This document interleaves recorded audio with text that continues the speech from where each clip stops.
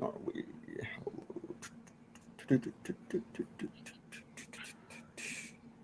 Hello, everyone. Hello, Ed 2276, my friend. No, Hey, that's Ed VF, McMuffin, Ed CT. McMuffin. Sorry, yeah, I always forget it. Hey, Shelly. Hey, Aaron. VF, what's up, my man? Kimball, Evil Queen, Bubbles. Hello, everyone. Hi, still in ICU. I had surgery. They took my gallbladder out and biopsy tissue. I have bad infection. Oh, God. Severe peritonitis. I don't know what it is, but it sounds terrible. I'm really sorry, man. I hope everything goes well. Hey, everyone. So, hey, Justin, what's up? So, I have the B Savage with me today, the man that pushed me to this creating this podcast. I did so at the behest of Vilified Freedom, thank you. Yeah, my arm is still in a cast from twisting it till I started a podcast, but At anyway, least I left your knees intact. there you go. That's the point. I can still walk. You had your gun removed, brother. I just had that done last year myself. I'll be praying for you.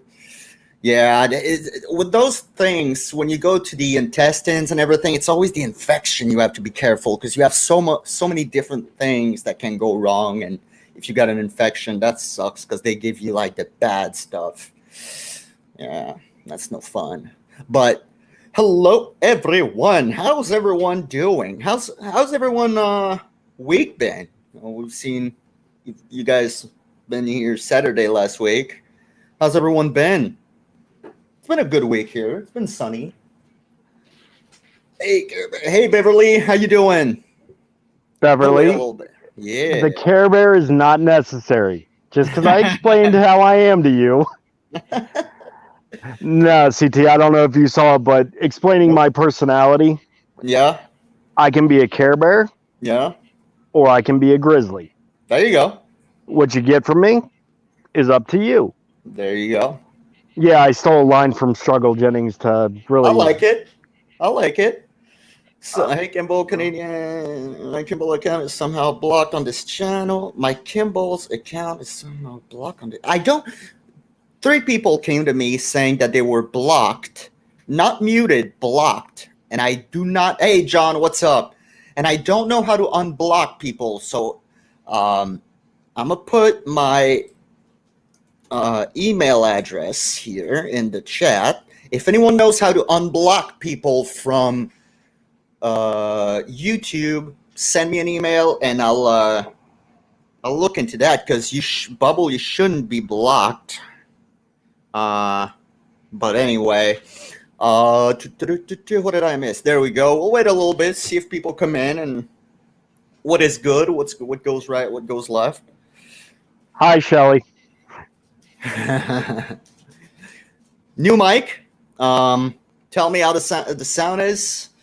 Okay, Justin, great. I'll message you after the stream, and we'll fix that.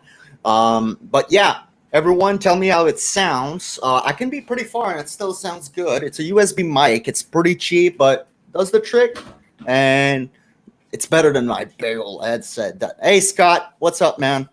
How you doing? And I also finally got my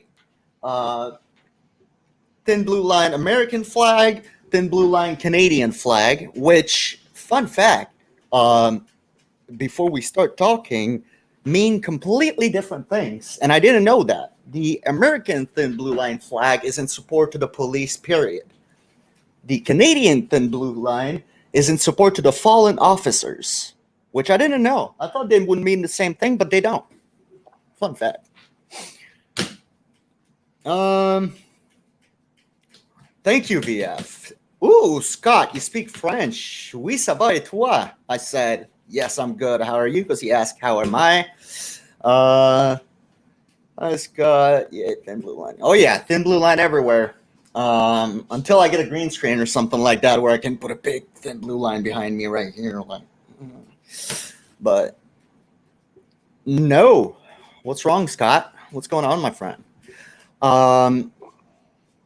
Yeah, B Savage, the man who just started a food channel, as a food critic. Not Because really a critic, just showing you what I'm eating that night. Thank you. are you gonna And start rating your food like on a 5-star rating and stuff? no, I'm just gonna keep eating and being fat. I like that. I like that. Yeah, Now, hopefully soon work will allow me to get back to meal prepping, yeah, so I don't have to DoorDash everything. yeah. Oh no, But definitely. the Baconator breakfast, Ed McMuffin said he hadn't seen it, and over on No Good Reason to Stream, we were talking Yeah, about it, and everyone's like, "What's it?" So I made a video, and yeah. Justin never checks his email, so I had to get my channel going. Yeah, no, he doesn't. You have to message him on Facebook. Email, he won't check. You check his message him on Facebook on the group or anything, and he'll check. Kimball, did you sub to this channel under Kimball's? Yeah, I don't know if you moderator can do something about that. I don't know. But yeah, I haven't had restaurant period in about 3 years. I don't eat restaurant at all. I went through about a year and a half where everything I Hey, ate, Steve. I cooked. Yeah, that's But what I've been doing here. Then Corona kicked up, and I Yeah. started working insane hours. So I'd rather sleep than cook. Yeah, there you go. That just makes sense. For me, I was 100% restaurant. Then I got married. So I got a beautiful wife who cooks amazing. So, I would be a fool not to profit on it. But to my OIO brother, I don't know if you've seen the news today. Something pretty terrible happened, and that's kind of a sad note to start it on. But in Akron, there was a shooting today. You seen that? No, I didn't. I don't follow mainstream media, Yeah. so the regular news I won't watch because it's usually one-sided. But Oh yeah, definitely. like VF will attest, shootings in Akron are not abnormal. Oh yeah, no, but this one was particular because they were having a birthday party for a 15-year-old. There were brother, sister, cousins, and 4 guys showed up and shot an 8-year-old. Yeah, no, society now. Horrifying. They still don't know why or how or what was the reason for the 4 guys to go in that party and, may God rest his soul, shoot an 8-year-old girl. Well, yeah, I mean, that's like Cannon down in North Carolina, the young man who just got shot for riding his bicycle through someone's yard. Yeah, and so far all we know is he was on heavy drugs and probably hallucinating, but still. Yeah, and I mean, he had just been to dinner at the kid's dad's the night before, recently. Yeah, those are 2 very, very sad stories, and that's where you see drugs, Yeah. I never understood drugs, and I'm not talking about weed or, well, however you want to call it, cannabis or whatever. I'm talking about, like, the chemical. Not far from my old house, I never told the guy to turn down the music. He didn't listen. He walked over with a shotgun and killed him. Akron is no joke. Yeah, exactly. That's exactly the story I'm talking about. It's pretty crazy. It's really sad. Yeah. Like, he didn't even kill he killed a child. What was the point in that? Like, that's just saying. If you're mad at someone to the point to kill, I'm not going to understand it, but killing a child? There's no reason to kill a child. It's a child. No. I mean, I don't know. We live in a crazy world. I mean, I've got guns in every room of my house and one on me at almost all times. Yeah, there you go. Why not? Because you have to nowadays. You have to. And I was looking at that, and in America, it's been the biggest, how do you say it? I wrote it down. It's the biggest first-time gun owner buying ever in 2020 so far because of since the riot began. There's been 2.5 million first gun owner that came into a gun store and bought a gun. Hey, Rebecca. Oh, finally you made one. How you doing? The riots played a part in that. Yeah. But it was actually when the coronavirus shutdowns all started. That's when people started the uptick of buying guns and ammo. Yeah, 2020 has been the craziest so far. And listen, I'm all in for Second Amendment. I'm all in for having guns. Even if I'm a Canadian, I shouldn't be, but I am. Learn gun safety. Period. Yeah. Well, go buy yourself you should have a gun if you can have one. If you're not a felon, if you don't have any mental illness, but go at least learn the basic gun safety so you don't end up shooting your friend, shooting yourself, shooting a kid, and don't do drugs or drink if you have your gun with you. Period. Simple as that. 8 years old, my dad bought me a BB gun. There you go. Went out to Grandpa's garage and he taught me how to shoot. Yeah. Now, the poor rooster poster that he had, well, it got a few extra holes until I learned how to aim. There you go. But, I was brought up around guns with respect and taught to do what needs to be done. It is still it's a tool, but it's still. Hey, Lynn, how you doing, Lynn? Good to see you. It's a tool, but it's still a very dangerous tool. You learn how to use an axe. You learn how to use a saw bench to not cut your fingers. The same way you should learn how to be safe around a gun. That's all I'm saying, and I think it's important. If you have kids, well, it's important to teach them how to be safe. But please buy yourself a gun. You have that right. We don't here in Canada. We don't have that right. Use it. Back in some states you have that right. Other states are stupid. Yeah, some states. I know that Chicago, I think, has the strictest gun laws in America so far. California is really close. California. Yeah, but it's some part of California. New Jersey, yes, I know about. And it's weird, New Jersey, because it's really close to Vermont, and Vermont has some of the loosest, which it's kind of weird, but still. I like Texas gun laws. You buy a bottle of Jack and they give you a pistol. Yeah. Yeah. Well, yeah, I don't know if that's a good thing, but because I'm all for safety about guns. I think it's important, but I don't think that's a Family Guy joke. Yeah, I know.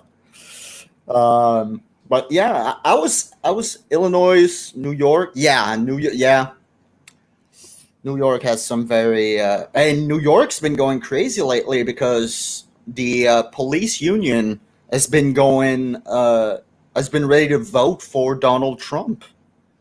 Well, they also defunded the police in New York City. Yeah, by $1.8 billion, I think. I know it's a billion at least. Yep. Yeah, VF Ohio is open carry. Yep. Trust me, I I've love taken states advantage. that are open carry. I love it. Yeah. I do. Personally, I wouldn't want an open carry. I would be totally fine with a CCW. But, Canadian Ranch Podcast, is it a felony to sharpen your skates? Asshole. Hey, in Canada, everybody in Canada is nice. Yeah. Did you know, speaking of being nice in Canada, and I'm going to pull it out because listen, and I'm going to do some with you, and I'm going to have Justin later on. So I have a bunch of facts that I grabbed because I know that most of my viewers are American, and I love it. But there's some facts. Let me go pull that up. Well, do you know who Tom McDonald is? Tom McDonald. McDonald. That's the first prime minister, isn't it? No, he's a rapper. Oh, yeah, the rapper with the dreads. Oh, yeah, he's amazing. I love Tom McDonald. You know he's actually Canadian, right? Oh, I didn't know he was Canadian. I think he lives in Texas now. No, he lives in California now, but he's originally from Canada. Okay. Oh, I love it. He's got, I think it's Buttholes. Don't quote me on that. His song. He's like, maybe Americans are even nicer than Canadians because there's a stereotype that Canadians are a lot nicer, and probably in a lot of cases they are. But listen, I've been to America many times. I've lived in Canada all my life. And I can tell you that it's the exact same thing on the nice part. If you go to the big city, everyone's an asshole. If you go away from the big city and into the country, everyone is super nice. It's the same thing in Canada. It's just because here we have a lot of country, so we have a lot of nice people. But speaking of being nice, and everyone in chat, I want you to listen to that because it's an amazing fact. In Canada, in 2009, they passed the Apology Act, which made apology inadmissible in court. So an apology means an expression of sympathy or regret.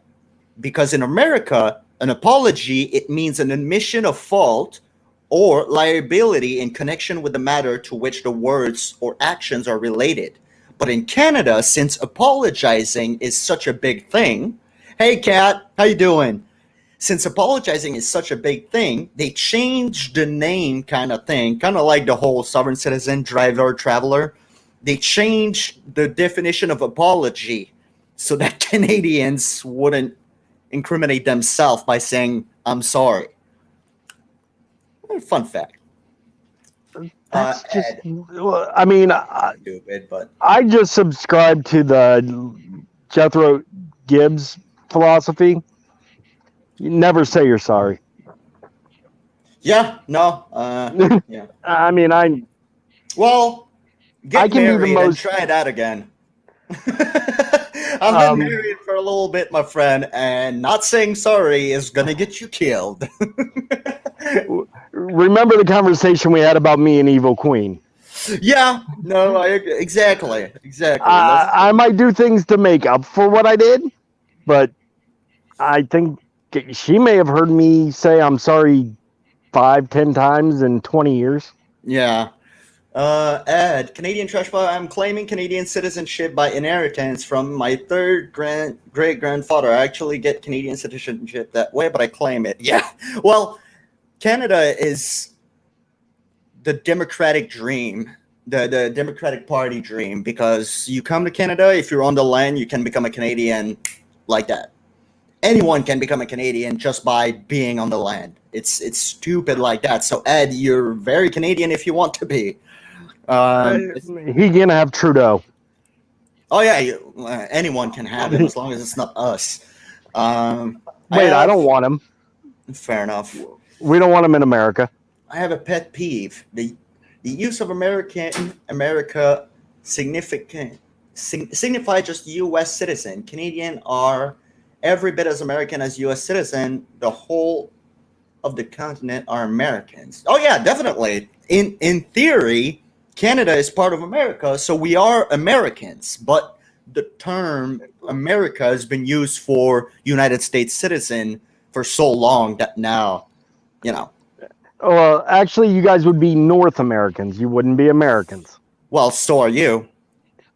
Well, no, I'm both.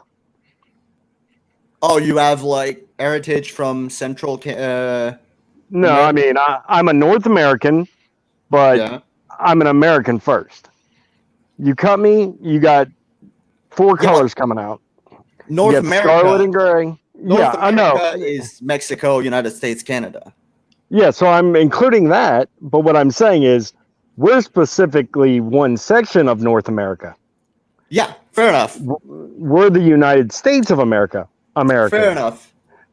Canadians and Mexicans are North Americans. But they're I Mexican consider North us Americans or freezing Canadian North Americans.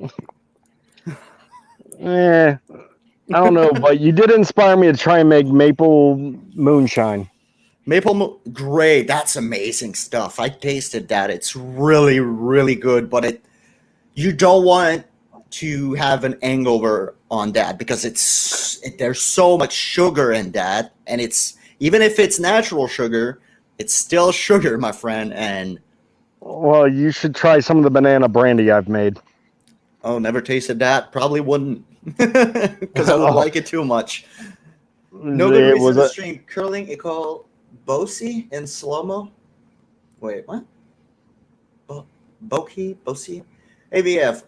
I have the VF part of the logo built into the handlebars of my motorcycle. Still think of the verse to use and how to make it all work. That's amazing. I want to see that. Should send a picture to VF so he can put it in a video because I want to see that. No. If I get a Oh, bike, someday, I'll do the same. I'm wondering why no good reason to stream like sweeping the ice. What? Wait, Justin, you He do said, you like curling, Justin? Is that what we're going at right now? yeah, that's what I was going after. Oh God, would be Middle America would be from Mexico to the Panama. Central America doesn't include Middle America, or Central America doesn't include Mexico. Mexico is North America. There's only 3 countries in North America: Canada, United States, Mexico. That's it. If you go down, it's Central America all the way to Argentina, and from Argentina down, it's South America. If I remember correctly, I might be wrong, but I'm pretty sure I'm not wrong and I'm right. Oh, I'm just banning Ed from ever getting another Baconator breakfast sandwich. We had a Wendy's not too far from here, not too long ago, but it closed because no one went there because it was American food. And you wouldn't believe the difference between American fast food and Canadian fast food. Even McDonald's, you would think it's the same thing. Not at all. It's so much more greasy in America than it is in Canada.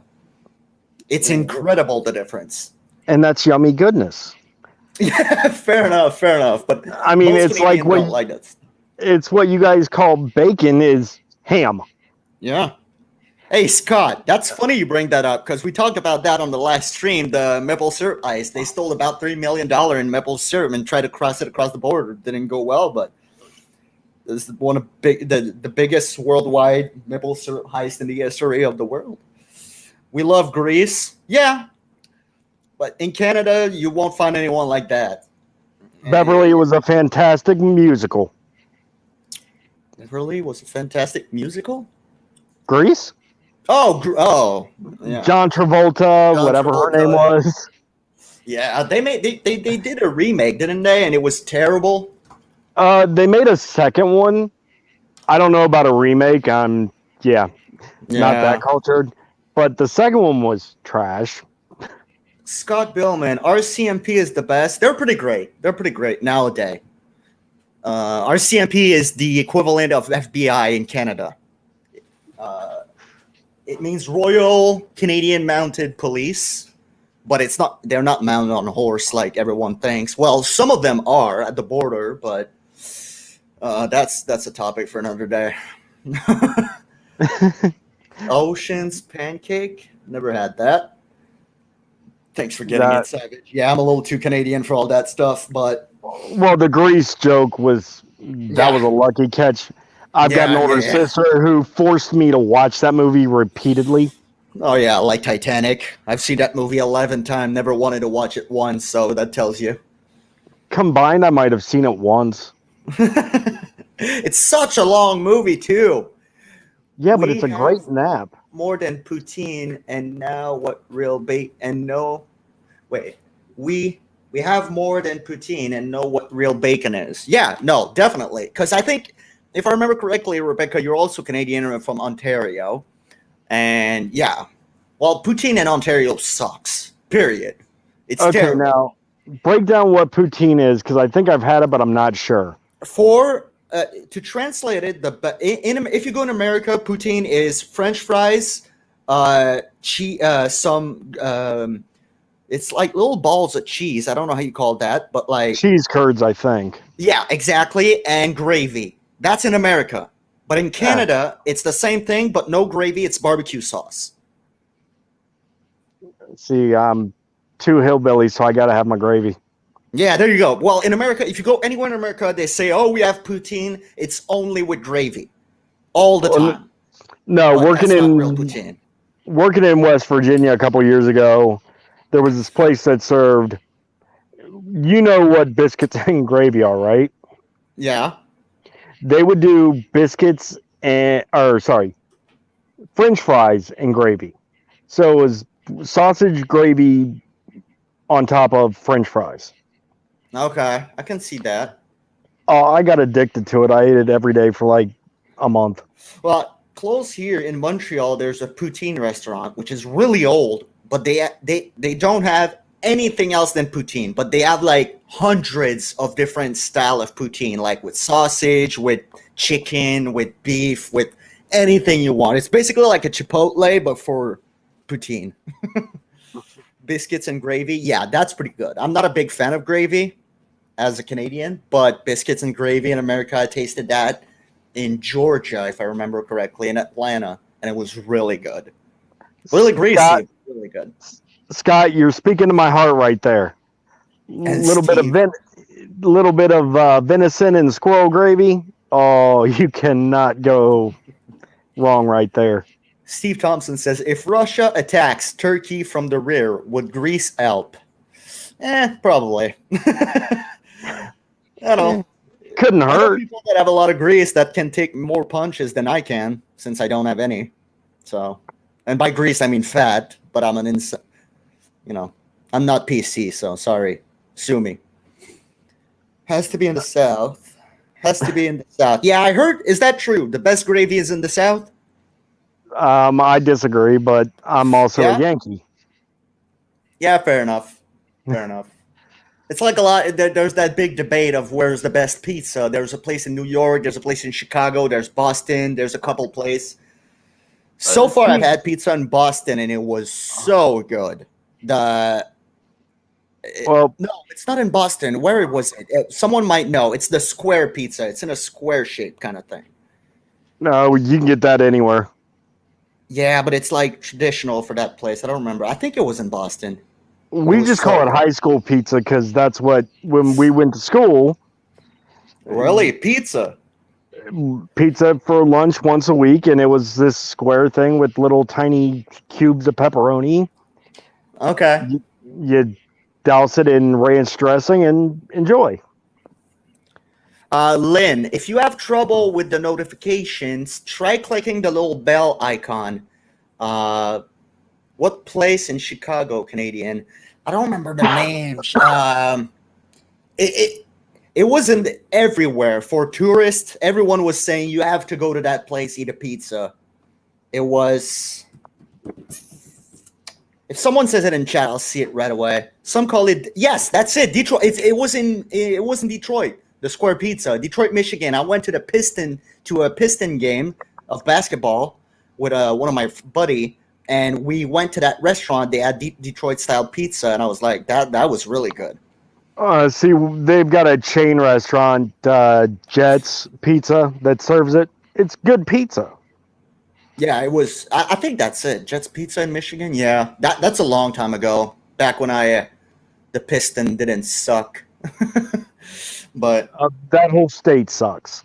Oh, right now it's terrible. Well, it's been sucky since they elected Democrat for the past 30 years, if not. Okay, there's a song that's really popular here in Ohio.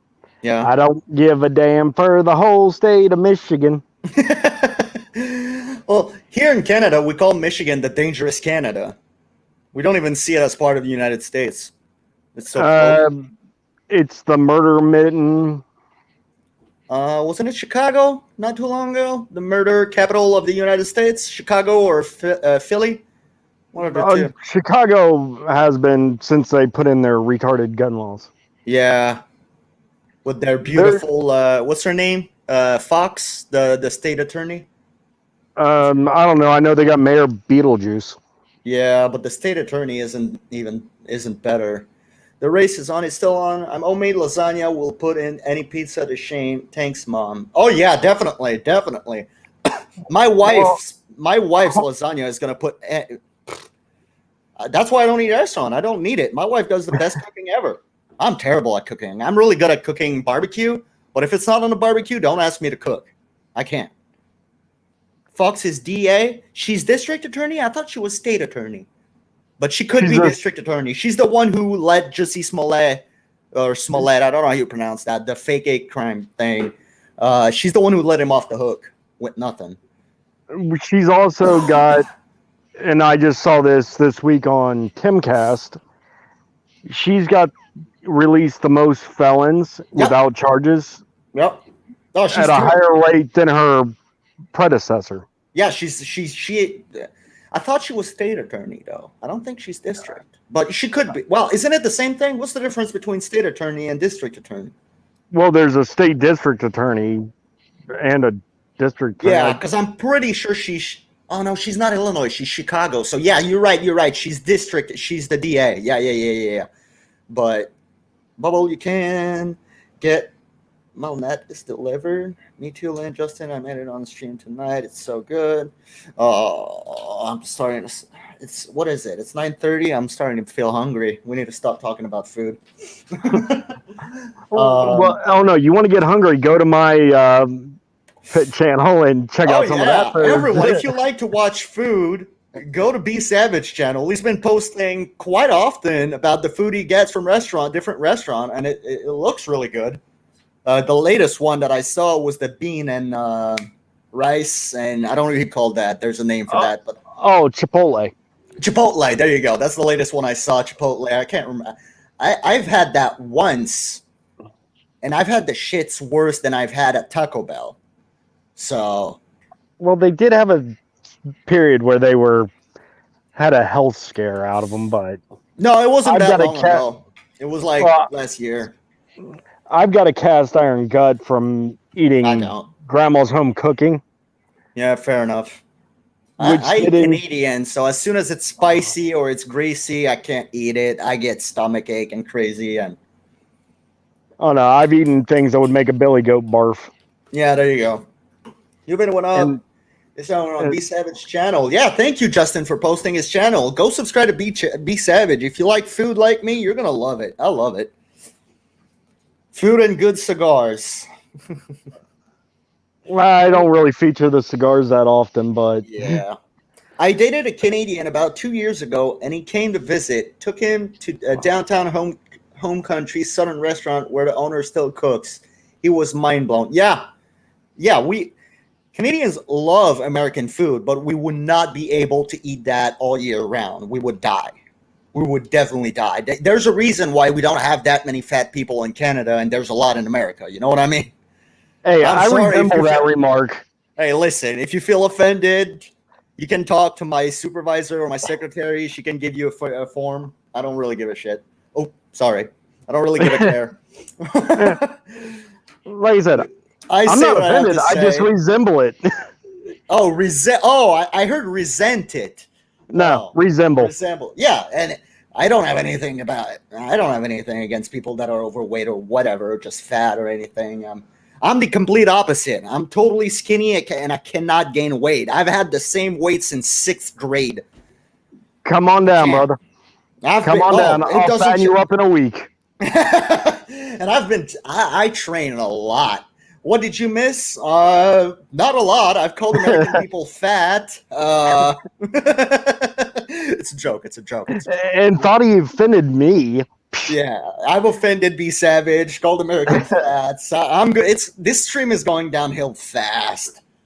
Nah, I mean, CT, I was 260 pounds 5 years ago. Wow. You've lost weight then, because you don't look that fat on your. I know you don't show your full body on your videos, but your face doesn't look 260 pounds. No, I got down to about 150-ish. Oh damn! And then big change. And then I bulked back up to. Before COVID, I was at 175, 180. That's still okay. How tall are you? 5'8". Oh no, that was all mostly 5'8". Muscle at that point. Yeah. 5'8", 170 is not bad. It's a little bit over. I think it's 165, 5'8". Oh no, my BMI, I'm morbidly obese category 2. Are you really? Yeah, but if you check my body fat at that point, I was at about 15%. Okay, that's a lot. Like I said, it was mostly muscle. Yeah. Like now, my body fat is it's in between 2 and 3.7% all the time. It's crazy. Yeah. It's really unhealthy. My doctor keeps telling me like that's not healthy, but I have a super fast metabolism, so I don't keep any fat. Oh, like I said, come to Ohio, I will fatten you up, sir. John F. No complaint form for auditor must hate you. No, I have one. It's right there. If an auditor came to me, I mean. Did you see what happened in Georgia?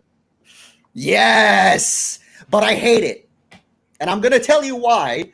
And then it's 9:35. Then I'm gonna bring Justin on, because like I said, I promised him to get on, and he's gonna be on. So if you want to start joining, Justin, get your thing ready. I'll bring you on after that. But I'm gonna explain to you, and we'll talk. I want to talk to it about with you, and then with Justin, why I don't like it. So Georgia passed. It's called the New Police Protection Law, which, so when I heard it at first, I was like, that's amazing. No one should ever bother a police officer who is in duty. If the police officer is at the restaurant or he's sitting in his car and you want to bother him, I don't care. But if you want to go bother him while he's dealing with a situation, he's trying to save a life, he's trying to take a complaint, whatever the situation, leave him alone. That's how I am. But you need to change the live name to Reason Not to Become an American. No. I love America, and I wish I could leave to America. But wait. You're talking the girl who made that suggestion walks around rocking a furry potato shirt. oh, there you go. See? But the law that they passed is about, let me read it word for word, described as when an individual intentionally intimidates, harass, or terrorize another person because of that person's actual or perceived employment as a first responder. So it's not about, they turned it into a speech thing and not an action thing. It's about what you say. They turned it into a hate speech crime, which I totally hate. I don't like that idea, especially in America. You guys have free speech. I do not like the idea of removing speech. If you turn it into a crime to harass a police officer, it's okay. But to turn it into a hate speech crime is a totally different thing. And I don't know how I feel about that. But I do agree that police need more protection. I mean, they overextended on it. Yeah. But if you look at like Patty and all them, Yep. and what the frauditors do, Yeah. it is a beautiful thing. Oh, it is a beautiful thing, because I can go here. The measure states that anyone who is convicted or of committing a crime against a first responder because of their occupation would face between 1 to 5 years in prison, a fine up to $5,000, or both. It also allows peace officer to sue anyone for filing a complaint against the officer which the person knew was false when it was failed. That's the part I like. So if someone files a false police complaint, they can be sued by the police officer, not by the station, not by the state, by the police officer himself. I love this. And that'll go a long way with the sovereign citizen. Yes. Do we have any good one, sovereign and First Amendment auditor in Georgia? They're Not that I mostly know up of. north. Yeah, me neither. Kate would know that from Masshole Report, but there's a lot in Portland and shithole like that. But I don't know. I'm a first responder. My ex is a cop of 33 years. These people put other people in danger. Yeah, definitely. When a cop is interacting with, I don't know, a car crash, and you go there and you start insulting him, you're not helping. You're just creating a situation, and you should be arrested. The only part where I disagree is the part where it becomes a hate speech, and I don't believe in a hate speech. I don't believe it's a real thing. To me, it doesn't exist. Saying, it's going to be controversial, but even saying the N-word, and I don't want anyone to think that I legitimize the N-word. No one should say that. Even black people shouldn't say that because it's a term that is associated with slavery. But it should not be a hate speech. It should not be a law that you can't say that, and if you say that, you're going to go to jail. You know what I mean? I agree fully. I mean, like I said, I am the most unintentionally offensive person. Oh, dude. Oh, my God. You don't know the half of it. Not unfortunately, and fortunately, neither does anyone here besides Evil Queen. Fair enough. I mean, you guys, I keep it relatively low key here. I mean, I'll Yeah. say what I think, but I'll word it in a way that hopefully doesn't offend anybody. If it does, I don't Who care. cares? This is my podcast. You can offend anyone you want as long as it's respectfully. No, usually it's completely disrespectfully, but I don't care. See, I'm the opposite. I like to, I don't like to, but I offend people, but I do it with respect. Sometimes I just say something that is not considered PC, and I'm in Canada, so everything has to be PC, and everyone starts being offended, and I don't care. But I do it with respect. You know, I'm not going to swear at you. I'm going to explain to you my point of view. You're offended. That's your problem, not mine. I don't care. Well, that's sort of like, I don't know how much into VF's comments you read. Oh, too much.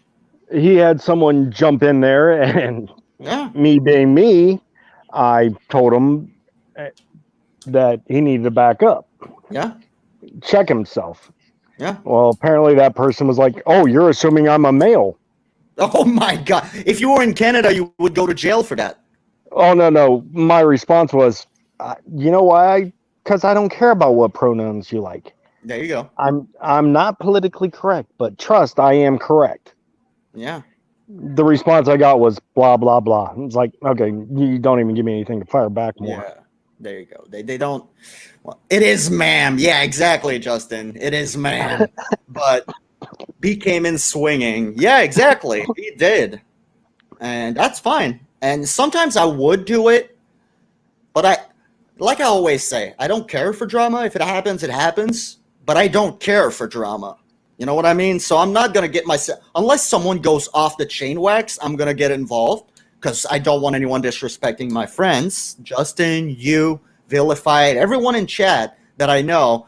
I don't want anyone to be disrespectful to you. You know what I mean? So that's another story. But if someone is offensive to you, I'm not going to get involved. I don't care.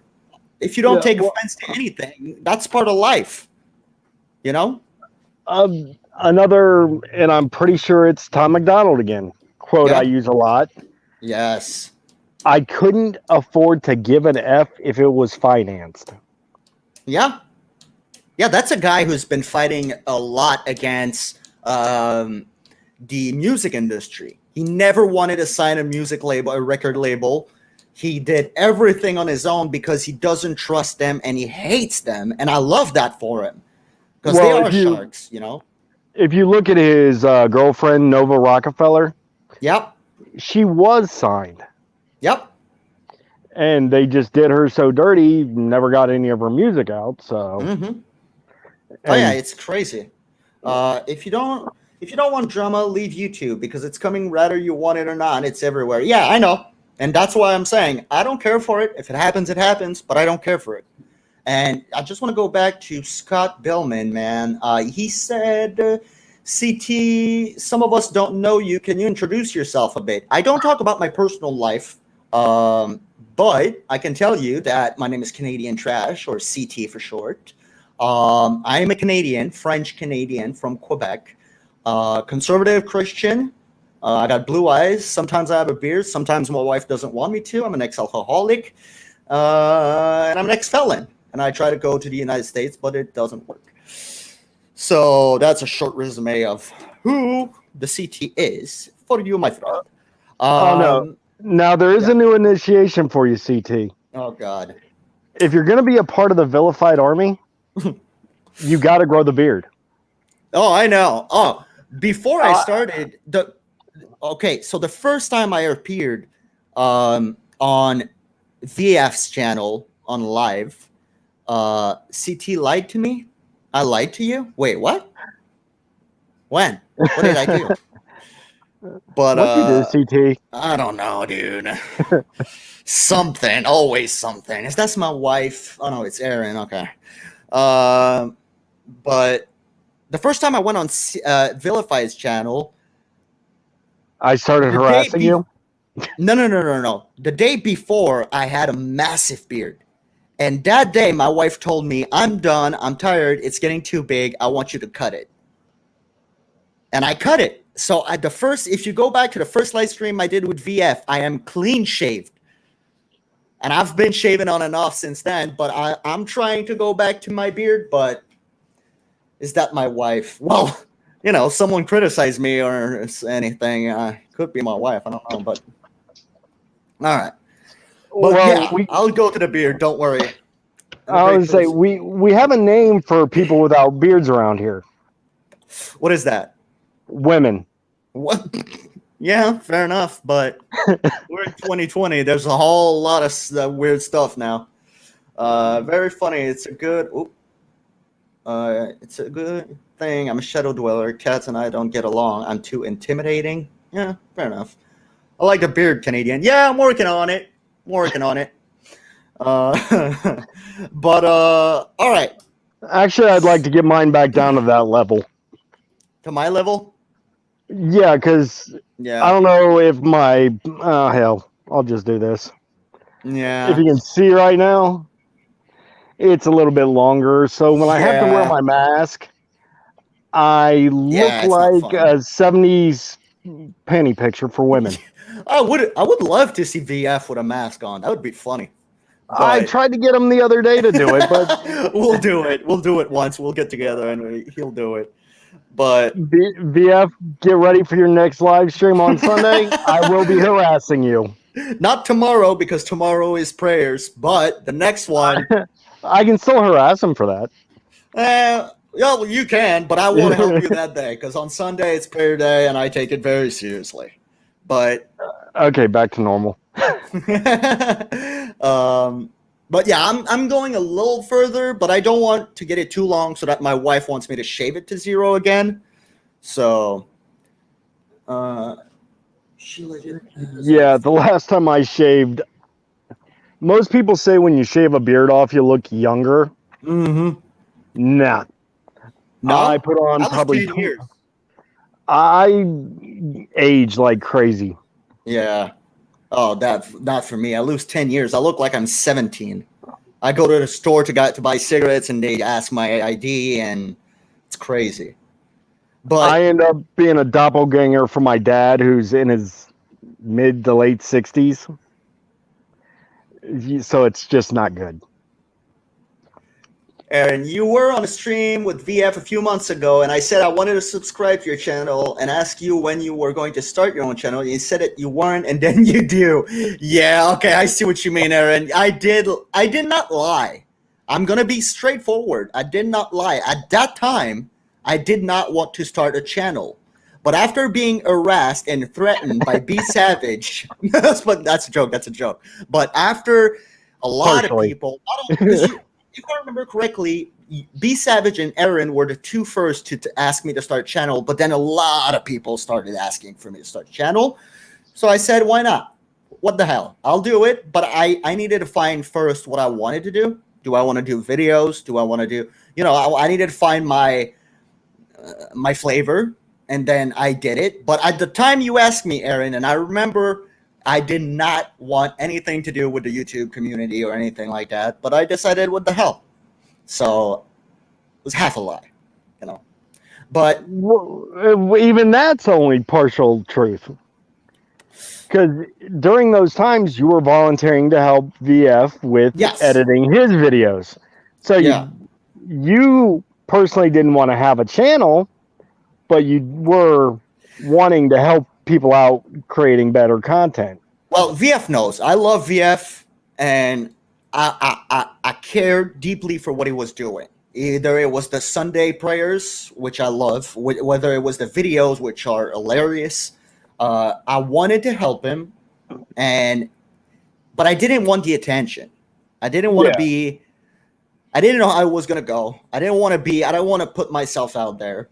But in the end, I said, what the hell? I got help. I got a lot of help. I mean, for some people, 15 viewers is not a lot. But if I didn't know VF, if I didn't know Justin, if I didn't know Kate, I wouldn't have no one. It would be a hard road ahead. But I get around 300 views a video, which is pretty decent for a guy who started a channel 3 weeks ago. Yeah. So, I mean, I've got 6 viewers. Oh yeah, and one of them is always me. Every time you look at your views, brother, it's me. I'm there. But it's like, okay, so I'm like, okay, I don't know who I'm going to say this to, who's going to know what I'm talking about when I mention people, but... we know VF and me are in your chat, dude. No, I mean, there's 3 of you, and 4 with Ed Baconator. Yeah. Or sorry, Ed McMuffin, because he can't have no more Baconators. Ooh. Heart After problems? No, he insulted America. Oh, yeah. You can't do that, brother. Can't do that. Look. The other way. There. Can't do that. Especially around a bunch of crazy rednecks like me and exactly. VF. You didn't go to the right place. You went to VF, who is also a crazy redneck.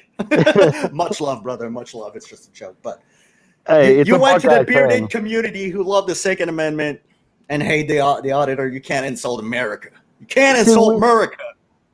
Now we need to get you down here to Ohio so me and VF can take you to a gun range. Oh, definitely. Well, I'm planning on moving to the United States. I told VF since the beginning I've known him that I will move to the United States. I don't know where yet. I don't want to go to the East or the West Coast. I want to go to the Midwest or the South. That's for sure. Other than that, the South is going to be too hot for me. So Midwest sounds really cool. The only thing you got to worry about in the Midwest is humidity. Yeah, but I'm Canadian. We can deal with that. We have a lot of humidity here. Yeah, I've never been to Canada or Canada. Yeah. Wow, Canada? I can speak like an idiot. But I don't talk much. There you go. It's fine. You're good. You're doing great. But yeah, no, I'm definitely going to move because I always say it. I don't want my daughter to grow as a teenager, as a young woman, without having the right to carry anything to defend herself, whether it's mace, taser, or a gun. And in Canada, you cannot have any of those. Yeah. And I don't feel safe. I don't like it. I'm just waiting for my pardon, which is what we call it in Canada. It's like a forgiveness from the country for your record. Felony record. You can have that after 7 years, and it's been 6. So very soon, it's been almost 6. So very soon, I should be able to start looking. But it's definitely in my plan, and I'll be in Ohio, brother. I'm gonna come see you. I'm gonna come pick you up, and we're gonna go up to the mountain to VF's place, and we're gonna have a good time. You know, we're gonna drink some Jack Daniel together. Correct. 2 corrections. No mountains in Ohio. And VF south of me. He's south of? Oh, I thought he was in the mountains. He's down in the hills, but there ain't no mountains. Yeah, fair enough. Okay, yeah. But, yeah. Pacific Northwest is great city. Yeah. I want to stay as far away from California as possible. California and New York are 2 places that I do not want anything to do with. Chicago, Detroit. But, your ultimate tour guide, talk to Evil Queen. Okay. She has been nicknamed Waldo because where in the world she is, half time never know. Yeah, I do love North Carolina. It's a beautiful place, but I don't know. But hey, listen, I'm sorry I'm gonna cut you short, but I'm gonna bring in Justin. Thanks a lot for coming on. Thanks a lot for pushing me to start a channel. And when I'll be in Ohio, we're gonna have a good time with VF. Believe you me. Well, anytime you want me back, just let me know. Oh, for sure, brother. I mean, I don't really do much at work, so I can take advantage of this. Sounds good, man. And I appreciate your support and everything. It's really appreciated, brother. And keep up the good work on your channel. If you're not subscribed to Be Savage, go subscribe to Be Savage. His channel is going to be linked in the description. He's got a great channel. He's a cool guy. It's a channel for shits and giggle. You know, it's a good time with food and cigars and yeah. So thank you, Be Savage, again for coming, and I'll see you soon, brother. Yep, I'll be in there talking my stuff in chat, of course, here in a second. All right, see you, man. Later. Oh, God, big face. Ah! Sorry if that was loud. Is I all zoomed in too much? Oh, you said big face. I was like, is my camera all zoomed in ridiculously? We can all hear you. Hello, everybody. What's happening? Hey, I just saw the Baconator video. And as a matter of fact, Be Savage, I would have seen that. I saw it on YouTube before I saw it on my email. Ah, there you go. I don't know what it is about my email. I really don't. Like, I'm not avoiding my email. I'm not trying to be weird about my email. It's just the way it is. How are everybody? How's everybody doing? in the Yeah. chat. How are you doing, sir? CT? Oh, you know me. I'm always good. Yeah, I'm yeah. always good. I'm glad I have a little bit of a setup going. That's fun. No big headset, no big rig, and a little bit of back decor. I'm starting to add. Well, see all these lights like my old studio. The Oh, yeah, new I need that. studio is going up next month, and it's going to be crazy. Finally, so Nice. Can't Look wait like- to see that. like I'm back in a spaceship or something. Nice, nice. Get all these lights distract from me. I'm like so sick of. That's the only thing about this. You got to be on camera all the time, so I try to just. Yeah. Hey, what's up, John F? John, what's happening? Erin, hello. Hello, Evil Queen. Hello, Shelly, my love. Yeah, Hey, yeah, yeah. Shelly. How you doing, Shelly? Scott Billman, hello. Beverly. Lynn. Did Ed just leave? I think Ed just left. Ed McMuffin? Yeah, He probably got probably. Well, he Logan's goes off and on. bedtime. He's trying to stay up late. He's got a dog, Logan, and he keeps saying that Logan kind of likes to get in trouble a little bit. So There you go. As long as you stick to the small places, it's awesome. The big commercial places are flawed. Yeah, that's pretty much how I see it when I'm going to move to America. But you got any place in America that you're thinking particularly of? Like, Well, if there's I- something that even- you... even before knowing VF, I thought a lot of Ohio because it's a lot like Canada. There's a big winter there. But it's still in America, and you have it's a red state. I thought about that. North Carolina, I thought about it. And then I thought about, deeper in the Midwest, but there's nothing there. Mississippi, Missouri, Yeah. Kansas, stuff like that. You're drawn to the Midwest or something like that? Yeah. Coast, you're I staying love away the from the country, coast. man. You know where you don't want to be on the coast for? California. In case a tidal wave, like a tsunami comes, the coast are screwed. Oh, yeah. But we could do the same argument for the Midwest, the goddamn tornadoes all the time, Oh, God. No, you don't want to stay away from Austin. Seriously. I mean, it's a great city, but if you come to Texas, live in Austin or Dallas or a big city because it was 107, but the heat index felt like 117. Oh, wow. And seriously, we were out at 5 in the morning and the temperature was in the 80s at 5 in the morning. Dark, where are we? I keep saying south of hell in August on planet Mercury. I wouldn't be able to go that deep south, Texas, New Orleans, and stuff like that. I would not be able to. It would be too much of a difference in temperature for me as a Canadian who lived here all his life. So I can't. Wisconsin. I did think about Wisconsin.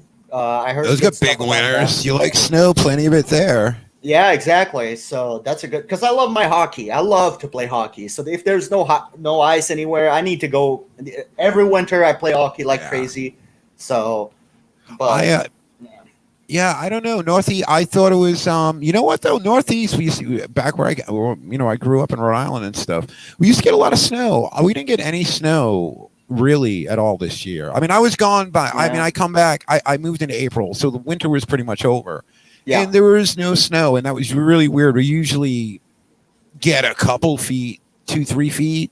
Yeah. And we didn't even get that, which I was amazed because I don't think I ever remember that happening. 2-3 I didn't feet, mind that's it because my ass out there doing it. What's that? I said 2-3 feet. That's one snowstorm here. Is it pretty commonplace just to own a snowblower in Canada? It's like no one's shoveling. We're just gonna invest can't in shovel. this. You can't. Too crazy. I have a shovel, but it's for the balcony and the stairs. Yeah, a broom For or the something like driveway, that. How much salt do you buy? Everyone has a snowblower. How much salt or cement stuff do you put in walkways? Do you go through a lot of that? Yeah, 2 or 3 bags a year. It works though. It works miracles. What was the stuff I saw somebody have? It was under their concrete. They had they hit a switch in their garage, and they had some kind of heating element under their driveway and under their walkway. Ooh. And I was like, wow, how much did that cost? Yeah, exactly. And then I'm like, how often does that thing break and you're out there shoveling anyway? Because it seems kind of really weird. I don't know exactly how it works. It cracks me up when they have hockey teams in Texas and Florida. Yeah. Yeah. I know. What is going on with hockey season? Does anybody really care about playoffs or anything in any sport? I used to a lot, but this year it's so boring because no one deserves to be in the playoffs. There was no season. It's like every playoff for every sport will have an asterisk next to it. Well, we don't know for football yet. It's not started yet. Football is probably going to be the easiest because football has a game a week. Yeah, exactly. You can space that out and test people. Where hockey is what, 80-something games? Yeah, it's a lot. It's up there with basketball. Baseball's 162. Yeah, it's a lot too. That's a lot of games. A snowflake falls here in Austin, they shut the city down. Yeah, exactly. They got one car in Austin in the entire city. It's a plow, but it's on like a little 4-cylinder, something really small, like a Volkswagen Bug or something. It's so like in every city in Canada that you go, any city, not province, which is like a state, every city you go, there's a snowplow company that works for the city, and they have 15, 16 big snowplow, massive one. And I remember it's not uncommon when I was a kid and going to school. I remember following the shovel because the snow was higher than I was. Yeah. So I was following the shovel, and it was pushing the snow away to go to school. You didn't have a choice. We didn't wait for the bus. We wait for the plow. One way in. Yeah. I mean, that was a big deal when they used to have, what was it? Oh, school delay. School would start an hour late or 2 hours late, but they still got you in there. Oh, yeah, we had that. Like, people would, the school would start at the same time, but they would understand if you're late. That's what happens here. Yeah.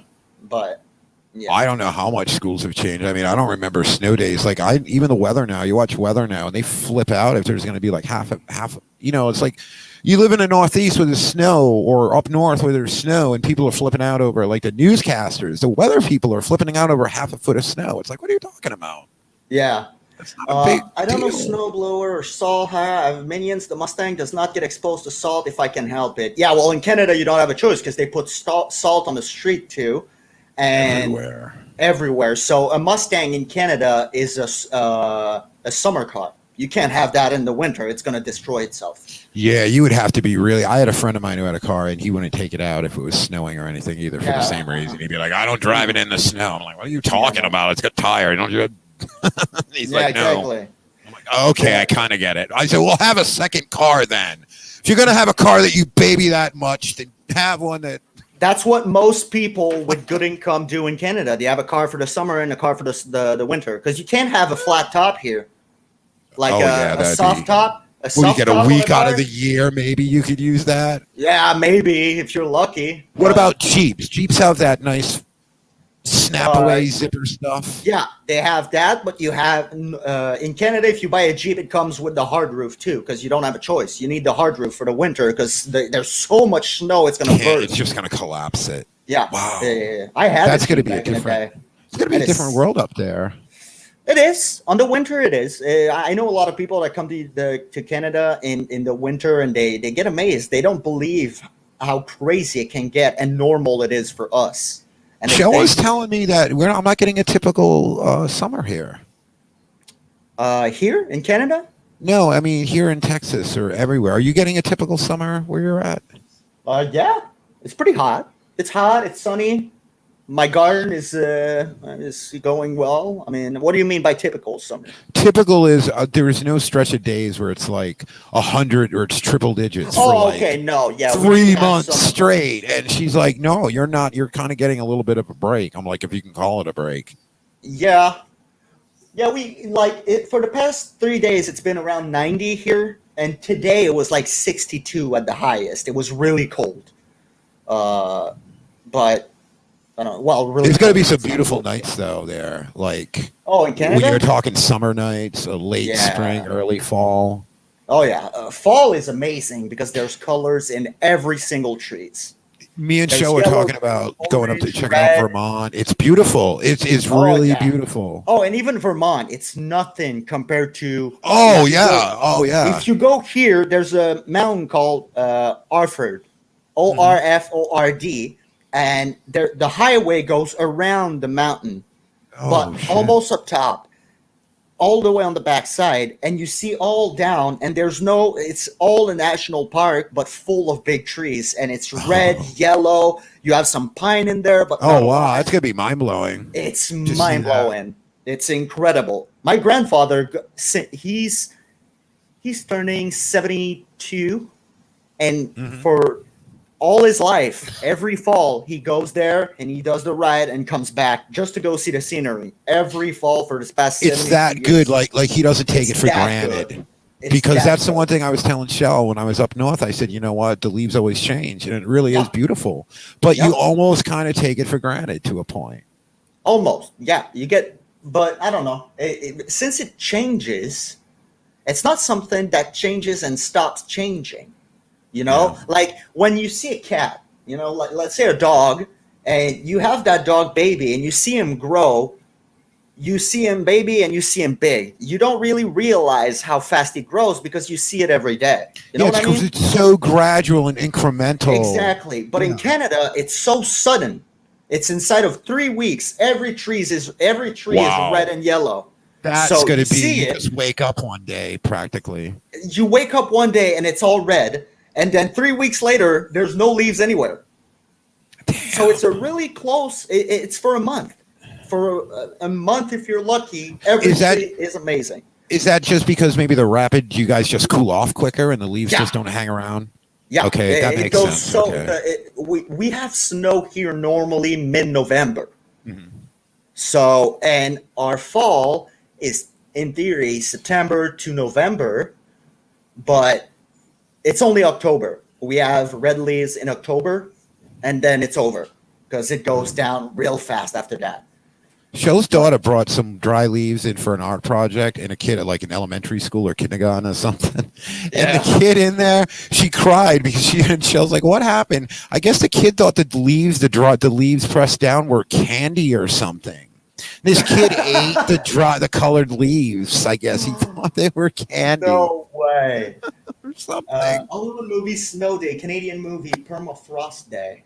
I haven't seen that. But you guys had SCTV that came out of Canada. A lot of good comedy came out of Canada. Yeah, still does to this day. I think there's a lot of comedy in Canada that there is a lot of improv. Yeah, improv is what I love. A lot of good comedians come out of Canada and go.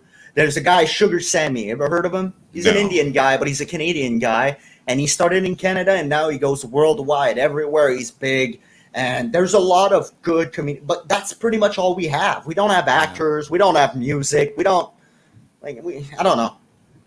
I used to love going to comedy clubs. I didn't go to many. I love going there. There was one called the Bordel, and Bordel translate to a crap show, basically. It's called like the crap show, basically, and it's hosted by Mike Ward, which is French Canadian, but he goes to the United States for shows and everything. It's his committee. It's his club. It's really cool. It's really, really cool. Huh. Yeah, I want to start. 30 people that go in there, 30 max, and then that's nice though. The small rooms though. Yeah. You don't want to do. You know, honestly, like even if you're any kind of performer, it's nice to fill a big place. Yep. But I mean, for the show and all that, you want to do those small rooms. And comics are constantly testing material anyway. Exactly. That's what the Crap Shack is. It's basically people going to test their stuff before the big shows. So it's really fun. There was a big scandal. Who was it? There was a couple comics that were known for stealing material, and they do not play with that. Amy Schumer. I know Amy Schumer. I've heard Amy Schumer. I've heard more than one occasion. I've heard, of course, Carlos Mencia.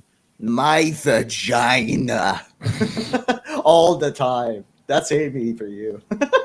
I didn't watch a lot of her. I think I saw like a couple of her. I watched one Netflix special.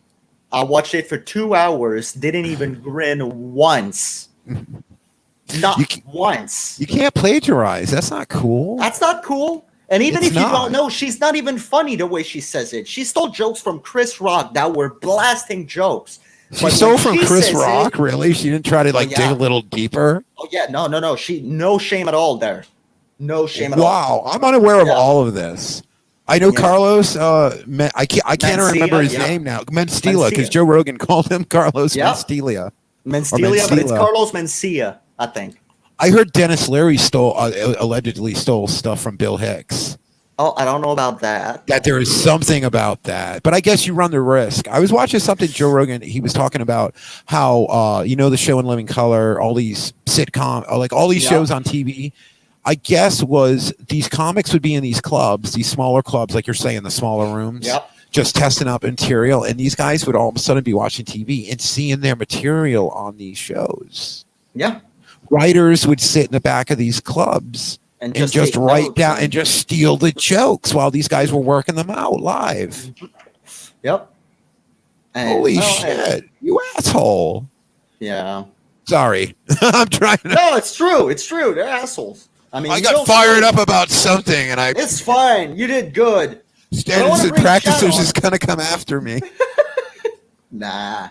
But I want to bring Chad on something real quick, and I want you to answer, because I did a little bit of research this week. I wanted to bring something to this podcast a little bit, and I thought it would be interesting, since I have mostly American viewers, to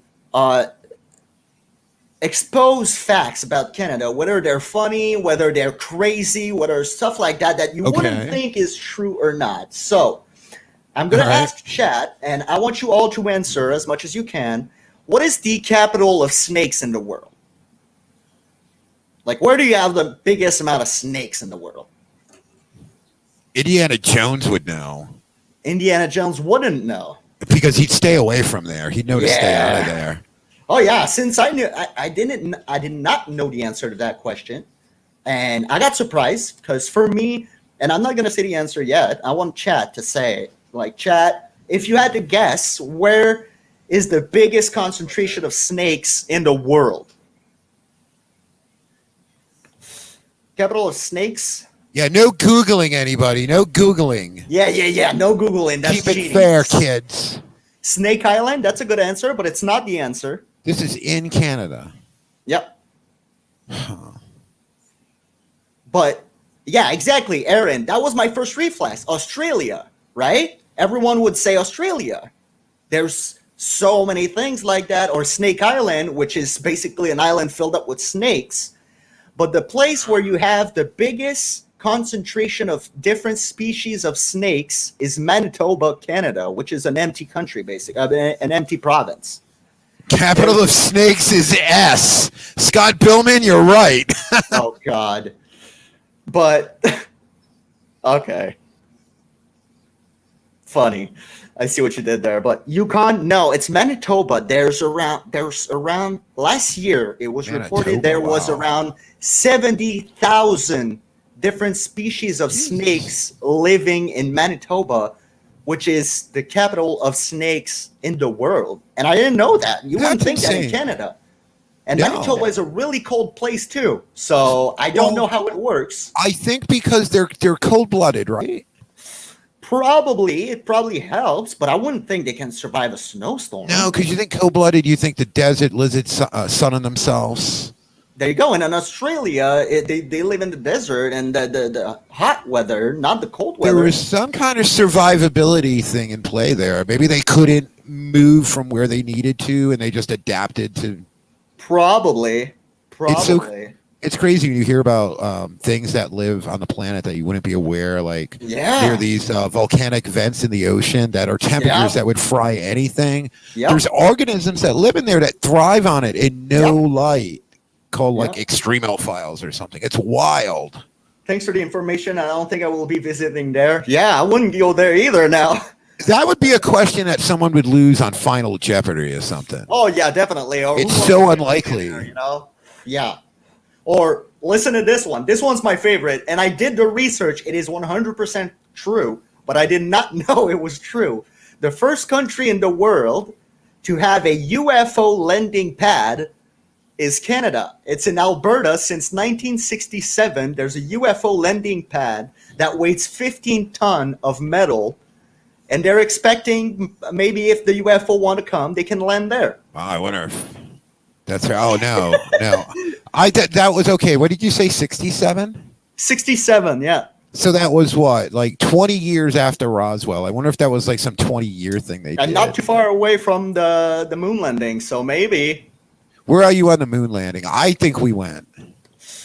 Okay. The best, I think we went. But if I had to choose a conspiracy theory that is good, I would go with the one that they went, but they didn't film or anything. It wasn't as glamour, and they made it again in a studio. They made a B-roll to spice it up. They made a B-roll of it to show everyone, because And that's my favorite conspiracy theory, but I still think the video is legit because there's a lot of proof. Like people say there's no stars in the sky. Yeah, the camera could not capture them because of how the sun reacts on the moon. I don't know enough about that to. Yeah, there was a lot. How the flag stays still. You know how the flag is staying still, like it's waving in the wind. The fact that there's no gravity. They got a bar across it, though. There is a bar, but the flag looked like it was waving in the wind. Which is when they moved it there and they lifted there. If you go in space, there's no gravity. Was that the footage where the astronaut was going by it, like at the same moment where they showed that footage? Yep, exactly. So, and I saw that, and I did hear the argument that maybe the movement of the astronaut going by it alone. Thank you. Brought me drinks. I was like, I don't know. Where's do flat Earth? Yeah, exactly. We don't do flat Earth here. No. Where's do you know who Bob Lazar is? He was like some dude who said he worked at Area 51. Yes. He's the guy who exposed the photo shoot, and that's why the conspiracy theory of the B-roll is so not. I don't believe it, but it is believable. It's because it's the guy that brought the pictures and the footage from the studio where they recorded the moon landing. Yeah, didn't they say that dude who did 2001 did that? What's his name? That's I don't remember his name. But. Do you think aliens have been here? I don't know. Maybe. I don't think they're out there like abducting people and turning cows inside out. I don't think that's really what's happening. No, and I don't think aliens have been here because I'm pretty sure that if any species around the world could come here, they wouldn't hide themselves. They're brilliant enough to just abduct everyone, kill everyone, and grab everything they want. You know? Do you think we're the only? I think there's other like things living out there, Me too. like as smart as we are, which isn't saying much, maybe. But the universe is infinite. When I go to church, and I'm a Christian, I always spark a debate on that because they do believe, most of them, not all of them, but most of them, that we are created by God, so we are alone. I don't. I think that God created an infinite universe, and by creating an infinite universe, it means that the probability, because scientists agree that the probability of us, human, being here right now are extremely low, almost impossible. Yes. The chain reaction that made us living being is extremely low. But if you compare it to infinity, then it's not that low. Well, the numbers are in your favor. Exactly. So I do believe that there is somewhere something close to us or exactly like us or whatever, somewhere else very, very deep in the universe. It's so big. Like when you watch, I watch a lot of stuff about astronomy and stuff. Yeah. I dig that stuff. Me too. Yeah, it's so vast and huge. And when you think about how big a light year is. And they're saying it's slowing down. Which it's mind-blowing to me. They're saying because the most probable theory of the Big Bang, and I'm not a scientist or anything, but I watched a guy on Joe Rogan's podcast, a astronomer who came on and talked about that, and he said that the universe was before the size of a pen pin. Yeah, everything that we know was the size of a pen pin. And at some point, something happened that we call the Big Bang, but it's not a Big Bang, but something happened that pushed everything outside. And that movement, for as long as people thought, this theory was that it was going to keep growing and growing. That's why it was infinity. But now people are saying that it's slowing down. The growth of our universe is slowing down. So some people say that it's going to shrink back. Some people say that it's just going to stop at some point. There's three options that I'm aware of. One's called the big crunch. That's when the universe reaches a point and it snaps back like an elastic band, and everything goes right back into that Big Bang, right back into that little hole it came from. Yeah. Or it's going to be something, or it's just going to keep going. It's going to keep going, and everything's going to get darker and darker because everything's going to get separate and separate, and everything, all the light's going to go out, and all the energy, and it's going to be a big dark nothing. And then there's a third option called the Big Rip, which means it's going to expand and it's going to break. Whatever the universe is made out of is going to rip. Yeah. It's going to just be too much. Shred. And what is it going to shred into? That's the question.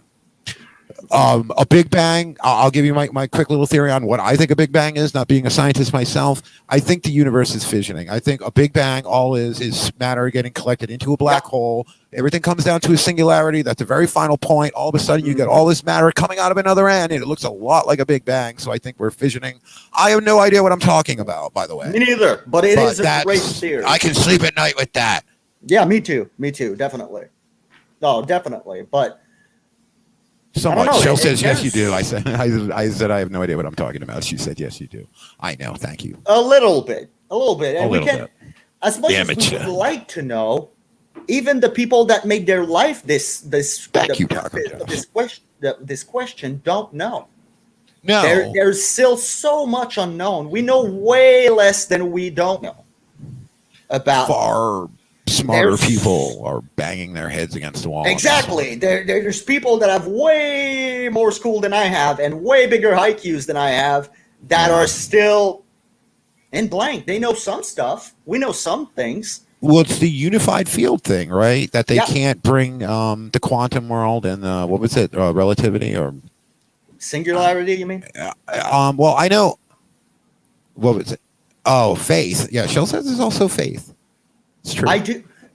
Okay, as a Christian, I do believe in the pinpoint that we were nothing, and I do believe, personally, and some people are going to disagree, but I believe that it is not something; it is someone that expended it all. That's my belief. I decided to believe in that. I don't believe in the whole Adam and Eve thing. I think it's a great metaphor. I think that's what it is. I think that's what it is, because I don't think you're right. anyone serious in their mind believes that we are all descendant from the same mother and father, so we are all child of incest. No, I refuse to believe that personally, but I do think it's a great metaphor for the creation and the sin and the lust and the original sin. But I do believe that God, or whatever you want to call it, if you're not a Christian or a Catholic or whatever, pushed the momentum because it was a singularity. Everything for the longest, way before our universe was created, was just in that single pin, you know? And something happened. I call that God. I think a lot. You want. Well, you know what it is? I actually, here's my thought. Okay, I'll see if I can, because trust me, Shell's like, you get me going on this topic, I will talk for a while. Oh, me too. Yeah, exactly. Oh, we need to do some podcasts then in the future, bringing this up. No, I think there's an initial push, maybe a consciousness, a logic, something. I kind of feel weird saying God just because it's just attached to something. I like to call it something just different. Anything. Whatever. Just to give people a clearer idea of where I'm coming from. Yeah. But I think it's something we can't understand. Like to think like I don't understand why a guy would do that. Why would you? I mean, I could show a dog a card trick. He's a smart dog, but he's not going to understand the context of it. Doesn't make him stupid. It's just he's not going to get it. And so I think that's where we are. And I think we get a little hubris with our, there was, if I forget who said it, if dogs had gods, they'd look like dogs because we put our own human BS on whatever a creator would be. We project ourselves on that because we're stupid. Sometimes we're not. We're not stupid. We're in the grand scheme of thing. We are.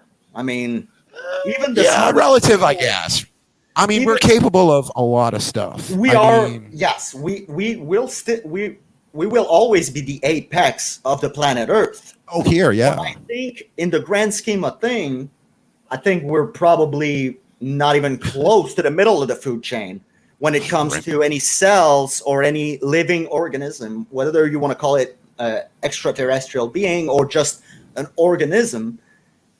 They are far more different, and we don't know. Far more advanced, and we don't know. I don't know. Here's something I would be very interested to get your opinion on this because I always looked at us as you can say evolution. Shell says we came from fish. Damn it. I mean, whatever. But we're here, and when you look at us compared to every other living thing on the planet, we're not really. We kind of almost don't seem designed to be here. As in, we can't be outside for very long. We don't run very fast. We can't climb things very quickly compared to other animals on this planet. Yep. our brains are that much better, and we have thumbs. We don't have to wait for a jacket to evolve because it's too cold. We can just kill something and make one, which is handy. Yeah. But we don't. You know what I mean? Does that sound? Does that make sense? I heard there's a scientist that compared because any organism on this planet is a cell. Whether it becomes something living or not, whether it becomes a rock or a plant, it starts with a cell. And there's I don't remember his name, but there's a scientist that said that a cell who is in an environment that is not favorable will choose immortality, in the sense that it will become something that will never change. Like, what example can I give? Oxygen.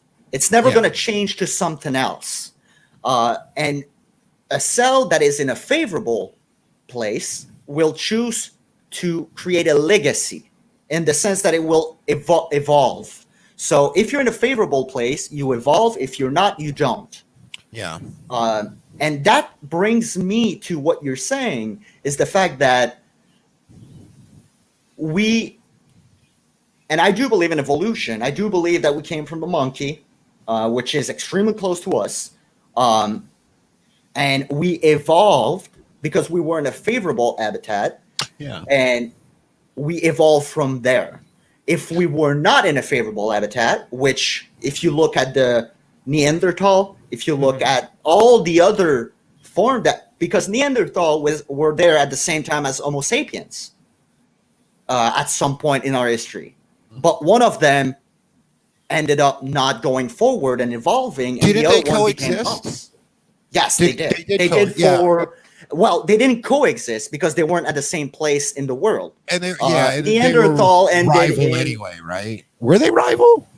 No, I don't even think they knew each other. Yeah, I guess there's not. no But if they did, I guess they would be. They would probably have been like two animal species squatting against each other. But no, Neanderthal were put it on paper. Very hard, very, very, very deep north. So Norway, Finland, those places, and Homo sapien were south. So they evolved. Neanderthal didn't, because they weren't in a favorable habitat at that time. You know. Hey, that's Jimmy, just what's up, Jimmy? Yay, Jimmy from Chicago. How are you? How are you, man? Jimmy's great.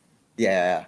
It's a question of timing, I think, and a question of the favorability of your environment. We now have evolved so much that at some point we don't even need it to be favorable. So that's where your question goes, that we feel slower, we feel not desired on this planet, is because we keep evolving, but it's counter nature. We should not be evolving. We keep pushing where we're from away. I think we keep pushing the evolution in a not natural way, which is but I don't want to. I don't want to live in a hut, though. Aaron, CT. So you are a Christian, yet you believe in evolution. Yes, I do believe in evolution, and I am. They totally coexist. Yeah. Even if you believe in evolution, there's still some questions you don't know, like why. You know, why did we evolve at that time? And from that, we could have evolved from a turtle. We would have been a completely different thing. Yeah, okay, not a turtle because it's not a mammal. So we could have evolved from a cow. It is a mammal. Like, but is there a thing in evolution? Like, are we talking about the finches, where you get their beaks evolved to adapt to whatever the area was, yes. or however? Is there an evolution of a fish turning into something other than a fish? Yes, every day. Frogs, they start as fish. Right. Then they get the two legs in the back, and then they become, every day you see that. They start from the fish because they can't survive outside, and then they evolve to the frog. The reptiles are the best example of animals that evolve very quickly compared to us. Well, if the asteroid hadn't knocked out the dinosaurs, there's no reason to believe that we would actually be around in our capacity now. You can't we would probably be around, but not in the same way, because we'd be little critters scurrying around. We'd be the equivalent of the monkey, Yeah, exactly. Get our asses handed to us. But then the meteor or the volcanic eruption or whatever you want to say happened, because we don't really know what happened. The meteor is the best one so far that I've ever heard. Who's next after us? The insects? Is it the bugs' time after us? I don't know. The reptiles had their turn. Here, the mammals are having their shot. Maybe the insects, the spiders, all the ladies in the chat right now. Imagine the next one are the spiders. You know, I've read things where they were talking about there was so much oxygen on the planet before that insects were giant. Yeah, like you could put a saddle on those things. Yeah, and God. What created all of the oxygen in our world is called the phytoplankton. I don't think I'm aware of that. Well, in French, it's phytoplankton. Well, let me look it up in English. Oh, cool. Not spiders. No. It's a invertebrate in the ocean that created what we know today as oxygen. There was no oxygen before they became something. So they were the main source of oxygen before trees, before plants, before anything. They contributed to creating our atmosphere that today we're destroying with a lot of crap. But well, we need the trees more than the trees need us. Oh, definitely. You know, I don't think a lot of people realize that. Oh, they don't. Phytoplankton.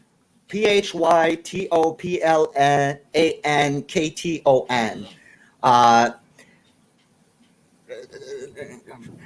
Hold on real quick. I'm going to interject really quick here. Go for it. There was a thing, I did see this show put up, there was a thing on History or Discovery Channel, whatever. It was like if mankind went away, how quickly nature would retake like really populated areas. Like, really quick. Oh, yeah, about 100 years and everything is go back to what it was before we existed. Like it was never here. We still had the plastic for a couple thousand years, but the buildings, everything. But the phytoplankton became extinct. It doesn't exist anymore. Wow. In the last decade, which is what created the oxygen for us in the first place. That's not good. That's really not good. When you think about it, it's crazy. But now back in those days, like I said, there were no trees, there were no plants. So the oxygen came from only one place. It was them. Their consumption of, I don't know the old science behind it, but they consume something, and what they would exhale as fish, because they are fish basically, would go up as bubbles and become the oxygen. So it would become how long a process is that? algaes. It would become lily pads and stuff like that on the surface of the water that would create oxygen, and that became plants. That became trees, and that made a cycle of taking the carbon, creating oxygen, which the trees are doing. You know what, dude? You do a really good job of explaining this. This is not easy to explain, but I try. This is kind of complex, but you impart it quickly and understandably. Well, that's kind of a talent. The first thing I see a lot of time is when a French person who reads a lot of that stuff is going to read it in French, and when he comes to translate it, it's going to be terrible. But when I read about that, when I talk about it, I always talk or read about it in English. So when I come to talk right now to people that speak English, it's a lot. I wouldn't be able to say what I'm saying right now in French because I didn't read it in French. I would need to translate it in my mind. That makes sense. That's weird. That's pretty wild, but exactly. Now that you mention it. So I don't need to translate it. I just say it like I read it. You know what I mean? If I had to translate it at all the time in my head, it would be terrible. Oh, God. Did you hear that? Sorry. Windows update. But I didn't hear anything, so I don't think. Okay, good. Would you get a bing? Yeah. But all that is kind of. I will sit there and especially you talk about parallel universes and I don't know though. Multiverse theory. I love the multiverse theory. That makes sense. That makes sense to me, but then it's like so much sense. But it's like now you go with the universe is fissioning, right? That's all the Big Bang is just black holes going out the other end on each other. Yeah. What is all that going out into then? Like, I mean, it's got to be over it. An ocean of nothing. Maybe Gail's right. I think it's an ocean of darkness. When there's nothing, there's darkness. And I think they say No, go ahead. I'm sorry. As a Christian, when you read the Bible, it says in the beginning there was nothing. and then became God. God created the light. You know, it was darkness before. And I think, as a Christian, that God is just pushing the universe into the darkness so we can see even more. That's what I think. But it could be something else that is pushing. But I do firmly believe. At least there's some thought behind it. A little bit, but I do believe, whether you call it God or not, that over our universe is darkness. Or the other theory is that we weren't the only Pin-Pen. There were Pin-Pen, and they all blew up, which means that on the other side of our universe, there's another universe, and then another universe that had a Big Bang at a different time, and that's why we're slowing down and starting to shrink back. There's too many universe Big Bang. Maybe. You know what's crazy about this? What makes me realize that they don't know much, that seriously, we really don't know much about much, is when they realized that they thought the universe was our solar system. Yeah. Not that long ago. Like they thought that was it. Like the solar system, that's it. That's all of space. And then it was like when they were testing nuclear bombs, they thought the Russians were testing nuclear bombs in the atmosphere in the 60s, and they found out it was these giant gamma ray bursts that it's like, hey, Leo, good to see you, man. You're late. King Leo, what's happening? And even worse than that, 200 years ago, people thought that if I ran that way for long enough, I would fall deep in the hole. Oh, sorry. I think that might have been me. Oh, yeah, absolutely. You know, the Earth was flat 200 years ago. And everyone knew this for a fact. Everyone knew this. There was one guy that said, no, it's round. That guy was a pariah. He was a dumbass. But he was right. You know? No, it makes sense. The fact that there's still people around that still kind of like bang the hammer for that. Like, this is flat. I'm like, I don't know. Do you really believe that, or are you just trolling? I think a lot of the flat earthers are just trolling. I cannot. I mean, there's so much. We have right now. I invite everyone to do it. Go on YouTube and type International Space Station. There's a live feed, It's 24 beautiful. hours, 7 a day, gorgeous. of the International camera pointed at the Earth. And you see it doing the rotation. You'll see it all year round. You see cities at night. I mean, it's unbelievable. And you see the atmosphere. Yep. When there's no clouds, it's beautiful. Go see it. And then come back and tell me the Earth is flat. If you want to tell me the Earth is an egg shape, I'll believe it. But if you want to tell me that it's flat or that it's a circle which has nothing under it, then go somewhere else. Yeah, it's round. I don't know. No, but we were talking about how we're not, evolution and all that. I remember some of the crazier things about that. People's like trying to come up with, why are we here? Everyone's asking that question. Right? Mm-hmm. There was one of the wildest ones I heard, and I forgot the name. He was, he wrote a book called Charity of the Gods back in the day, like in the 60s or 70s. And he was he was like, went to school, and he went to school, and he was like, he went to a religious school and all this other stuff. But long story short, he ended up writing a book, and he said that aliens came to Earth, manipulated our DNA. And I'm like, okay, fair enough. Maybe I can see that. But then his reasoning was so weird. He said that the reason was they needed gold. They needed gold, and they didn't want to mine it themselves. Oh, my God. If you could come from another planet or galaxy, you think you could have a device that you wouldn't have to, like, mess around with the DNA. But people run with it, and it's good enough for me. Jimmy, you cannot use the International Space Station camera to spy on your ex-girlfriend. I don't know. We'll see if anyone's getting any electable office, which it won't happen for me. Me neither. Believe you me, whether it's on that flag or that flag. I'll be crooked like a number now. But lol, I think they called it creeping, bro. Yeah, something like creeping? that. I used to try to learn German, but I can't. No, it's then it can't. It's so hard. Shell can speak German. She grew up in Germany while her dad was in the Air Force, fighter pilot. I heard that the hardest language are Japanese, German, Cantonese, Mandarin, and French. Oh, German is very abrasive. It's very, it's very, it's almost Japanese to a point. Japanese is very. It's very. I'm not being racist. I swear to God. No. Oh, come on. But you'd be surprised, dude. Oh, did you see him pick on the Japanese? What an asshole. Does anyone, if anyone missed it earlier, I have the complaint form. It's right there if you're offended. Oh shit! Hold on, I got one. Yeah, there we go. Okay, there we go. Oh, that's next to my wedding band. I can't do that. I can't flip people off of it. If I ever say something that offended you and you want to talk about it, no problem. Yeah. But if you're just going to be an offended Nancy, right there. Yeah, we don't have time. No, it's pointless. People look around looking for things to get offended about. Like they don't have real problems. It's amazing. And listen. Where was I?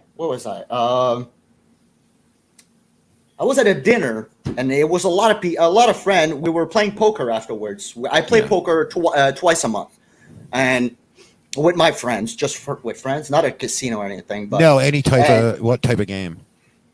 Texas Hold'em. Okay, just straight up, not seven. Yeah, straight up Texas Hold'em. Everyone puts $20. Anyone can come, but you put $20 on the table. You That's get not too rich. No, and you can't buy in back, so we know that there's no problem of people ruining their lives or anything. It's just for the fun of it, drinking and playing poker, smoking cigars. But there was a guy the other day.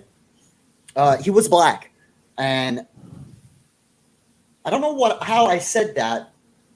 What did I say? I said something like, "Wow, you're really dark. Where are you from?" Oh shit, dude. Oh yeah. And what did he just? You're just asking. Like, I was just asking. The guy said, "That's not really how you." He was super nice about it. He just said like, I don't remember how he said that. It was a lot, but he said something in the ropes of, "I don't really like that the question being like that, like dark or black or stuff like that." Just how you phrased it. Just how I phrased it. He was super nice about it. And I was like, okay, sorry, man. And I didn't mean any disrespect. And I can be a really, really reasonable person if you have any offense to anything. But if you come at me yelling like a Karen, or if you come at me insulting me, or without any reason other than you're just offended, then you can screw yourself. But I'm a really reasonable person. Yeah, you know what? Like Shell was saying, you're not allowed. It's just not allowed. Just go bring it somewhere else. It's just... Yeah, exactly. It's not going to be my podcast. I'm going to say things that are offensive. I've been trying to keep it on the down low for the first couple of episodes, but it's going to happen. I'm going to say something that you disagree with or you think is... Oh, yeah. It's going to happen. Yeah. Because I don't care.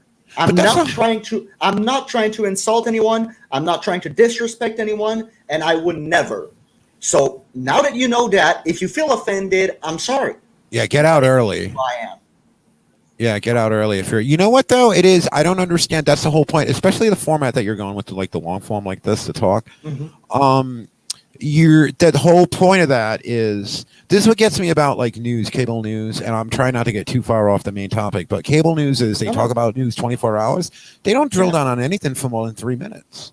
Exactly. They don't tell you anything on these news channels. Nope. And they got 24 hours to talk about it.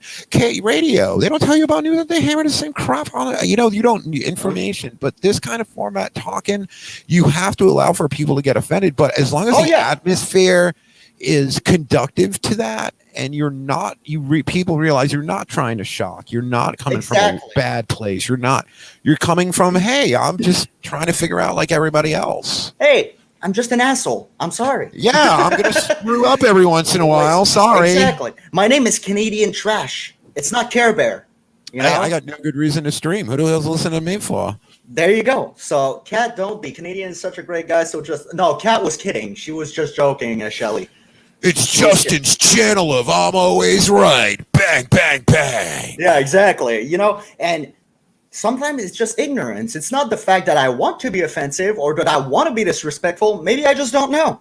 I didn't know that it was something offensive to ask a black guy how dark he is. I didn't know. Maybe it's not. Maybe it is. Maybe it's for him. Maybe it's for me. I don't think I would have opened with that. Well, I didn't open with that. We were playing, and I ended up asking. I didn't go, hey, what's up, dude? You're really dark. Where are you from? It's kind of funny, though. It's kind of funny. But for me, it's super interesting because if he would have said, like, I'm from Congo, I would have been like, oh, shit, how's the story? Yeah. What's the story behind it? How did you come here? I'm just a really curious person. You know why you threw him off? You're actually coming from a decent place, and I think that throws people off. I know. But people are looking for a reason to be offended. I'm telling you. And I'm a really offensive person. You can ask. My wife is watching right now, and I know she doesn't want to type in the chat because she's using her personal YouTube. But she would be able to say 100%. The first time we met, it was at a party. I was a little lefty at that time. I still drank, and she was so mad at me. I don't remember what I said. She doesn't even remember. She just remembers being mad at me because I was such a dick. Because I said things. And when I think about something and I want to say something, I'm not coming from a place of disrespect at all. I'm just saying what I have to say. And I'm always like that. My wife now loves me for it. If I have something to say, I'm going to say it. If we have a problem, we have a great communication. But in the beginning, she didn't like it at all because I was super direct. I was super, I didn't care about offense. I didn't think about offending. So she didn't like that. But now she loves it because as soon as we have a problem, we can talk about it. Whether it's in the bedroom, whether it's with the kid, whether it's anywhere, we just talk about it. Yeah, you got to be able, as long as you can talk. And I even say that with Shaw. I say, as long as we're talking, we're good. There you go. As long as we're talking, we're good. You can beat anything as long as you're talking. People say, what's the secret to a good relationship? There is none. Talk. Talk.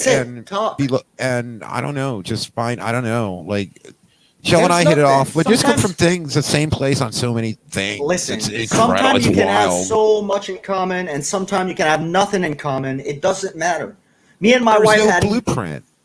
Me and my wife, the only thing we had in common was where we saw each other in 10 years. On a farmland, with the kid and some four-wheelers and some stuff and some chickens and some cucumber growing.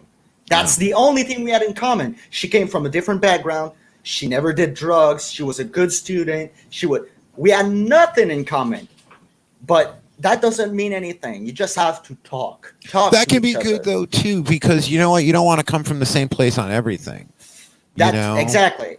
Sometimes it can be rough coming from a very different place. I mean, she came from the beautiful part of town, and I came from the ghetto, and I was hanging with criminals. She was hanging with grad student, so it was completely two different worlds.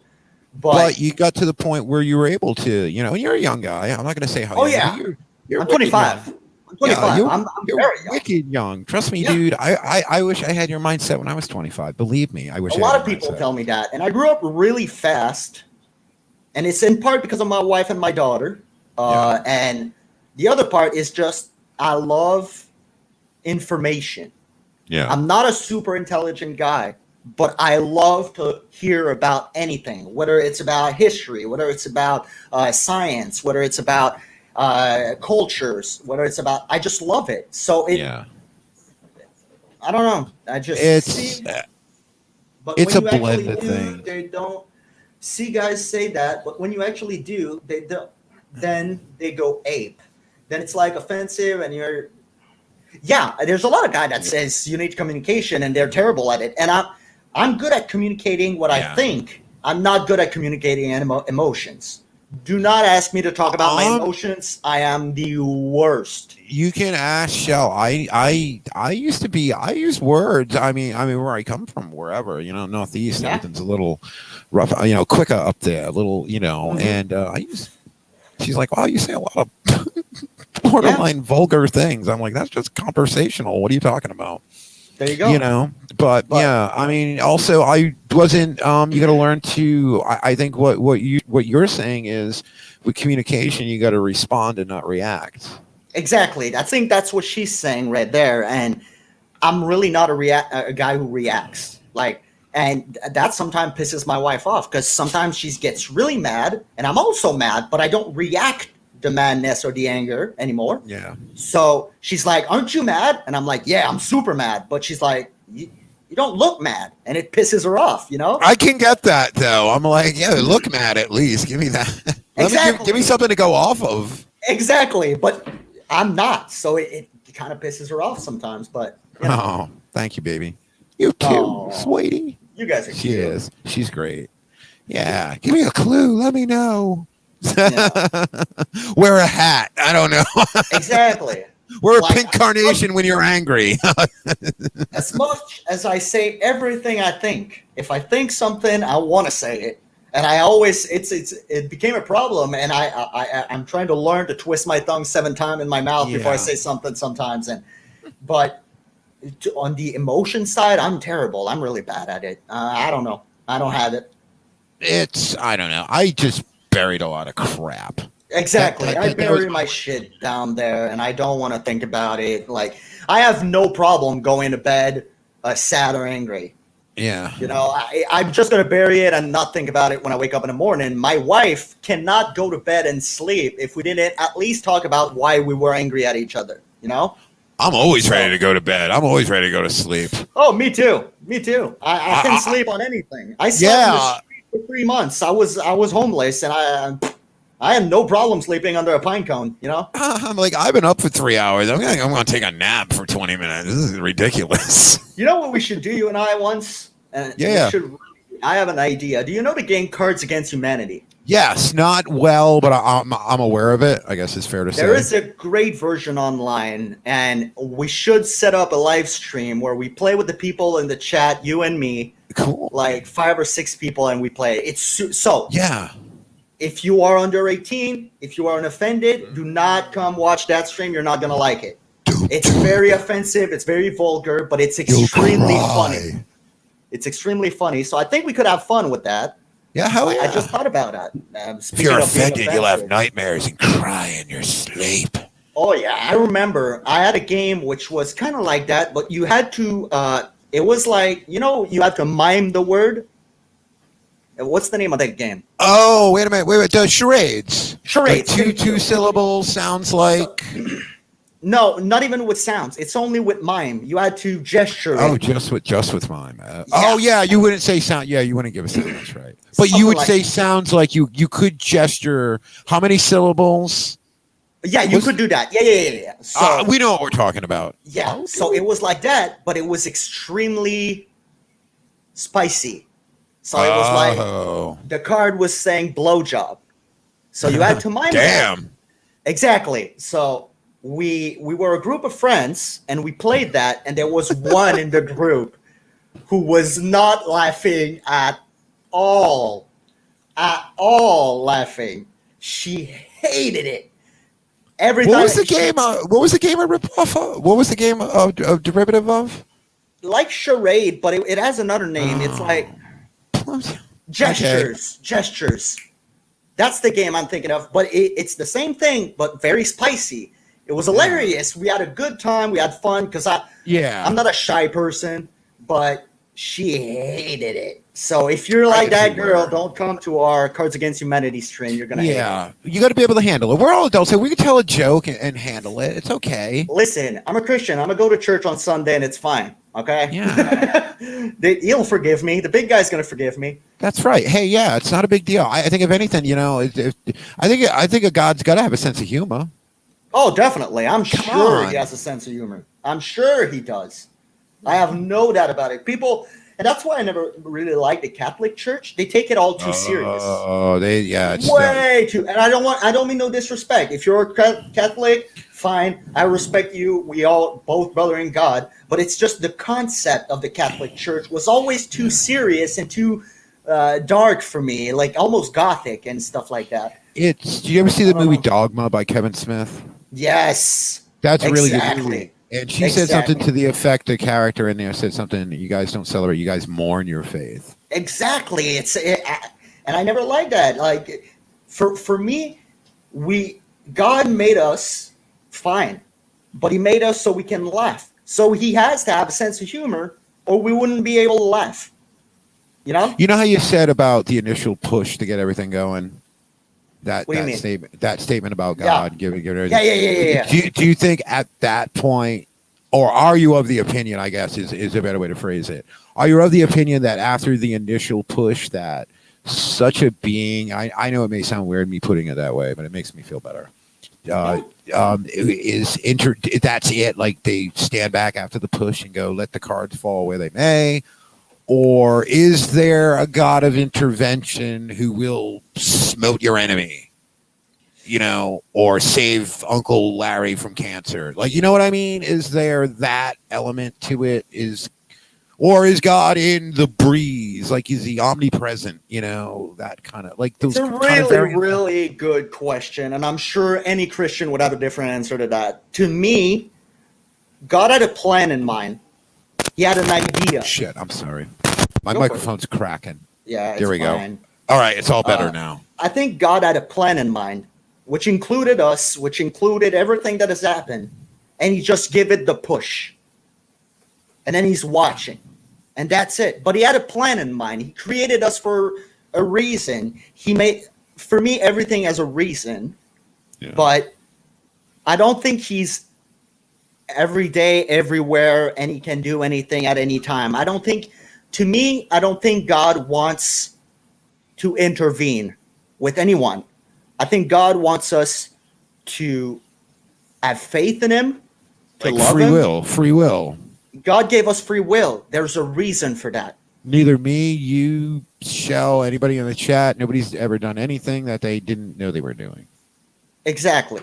He wanted us to have free will, which is why faith is such an important thing.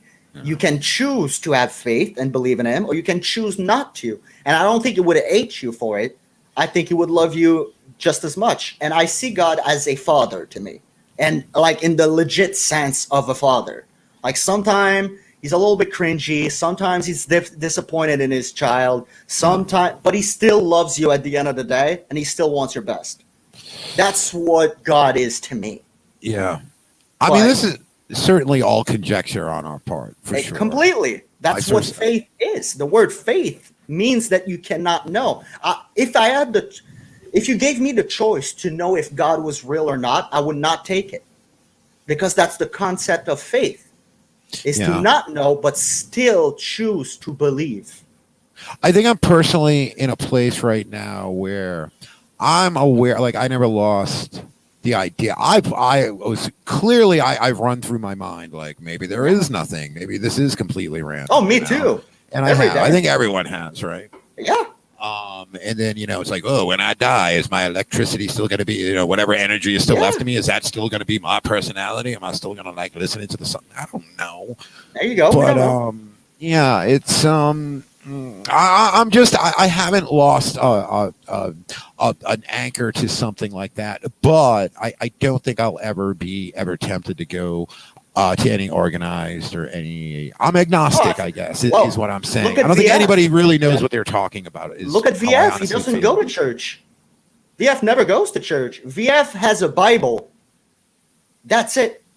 Yeah. It's going to be an individual thing. I don't even want that. I just want my own thought process. There you go. You can. It's the beauty of the free will that we have. That some people are going to say, or because we are mammal, we have this electricity in our brain that gives us consciousness, that gives us, and for me, I chose to decide that yes, this all happened, the evolution and everything, but I think it was part of a bigger plan from the big guy up there.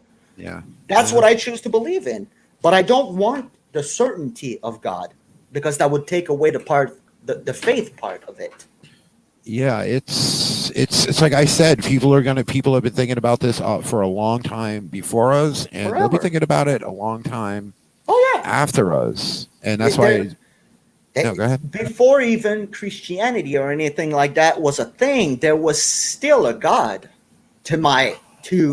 every civilization ever, whether you were you look at the natives and for them God was the nature. If you look at the Greeks, they had multiple God for multiple reasons, or the Scandinavians or the Chinese. They've been around for a longer time than we have, and they're God. I used to think about, okay, let's talk about like religion. Just thinking about religion, right? And now, let's say you want to look at newer religions. Let's say Scientology. That's an easy one. Yeah, they're technically a religion, right? I guess technically everyone's a religion, right? Yeah, technically. But I mean, they catch a lot of crap because that's science. So obviously, the guy was, I don't know. Maybe he's right. I don't know. Maybe L. Ron Hubbard's right. Get your meters checked or whatever. Yeah. But I mean, enough people believe this, and enough lawyers were thrown at the system for them to go, fine, you're a religion. We don't want to deal with you anymore. Yeah, exactly. But that's a newer religion, and it catches a lot of heat for that. And I imagine Christianity caught a lot of heat for that when that was the new religion on the block. Yeah. And I think that's what happens to every religion. And I think I was thinking about, okay, what's probably the most logical religion then? Just mind experiment. And it would be something along the lines, well, what's the earliest religion? That would be obviously the closest knowledge to what the truth is. It's the most untainted. After, man's got his hands on it and is rewriting stuff and taking books out and doing all this. But then that depends stuff. if you believe in Jesus Christ. Because if for people that don't believe in Jesus Christ, then God was the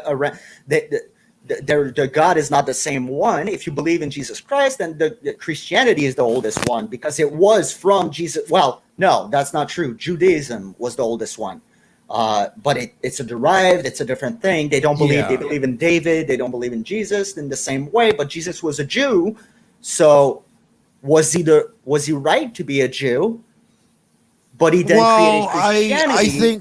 I think the fact of him being born Jewish would be part of, I guess, what the Christians wanted to add on, because it would be almost like a character arc for their book. Like he began a lowly Jew. Not really, not that way, but there was a transformation where Judaism wasn't the thing anymore because of the New Testament. So. To me, when I decided to look at religion, I looked at why. Because God is God. Whether you like it or not, God is God. Whatever your religion you have, whatever language you speak, God is God. After that, there's always the religion, what you will follow. And I looked at it in a sense of why. So, and how. How was it created and why was it created? So if you, like we said with Scientology, they threw a ton of lawyers at it. Yeah. So the how was with power in mind. Because the only reason Scientology is a big thing today is because they had a lot of clout, they had a lot of power. And they certainly wasn't that movie. No. But so that's the thing. Then you look at Catholics. To me, it was a grab. They capitalize on something to grab power. There's again power, so I don't like it. Then you look at, let's go back further. The Egyptians or the Greek or the Scandinavian. There was no reason for them to believe in gods. They didn't gain anything. They didn't use them for anything. They used them to explain things they could not explain. Mm-hmm. So Zeus, the god of thunder, because they could not explain at that time why thunder was a thing, or stuff like that. Then you blew their minds. They didn't have any frame of reference for it. And then you go forward. You look at Judaism, which is the Jewish people. What's the reason behind it? And there was no reason. It was around then because they believed in God. They didn't gain anything from it. There was no reason for it. It just happened. Same as Christianity.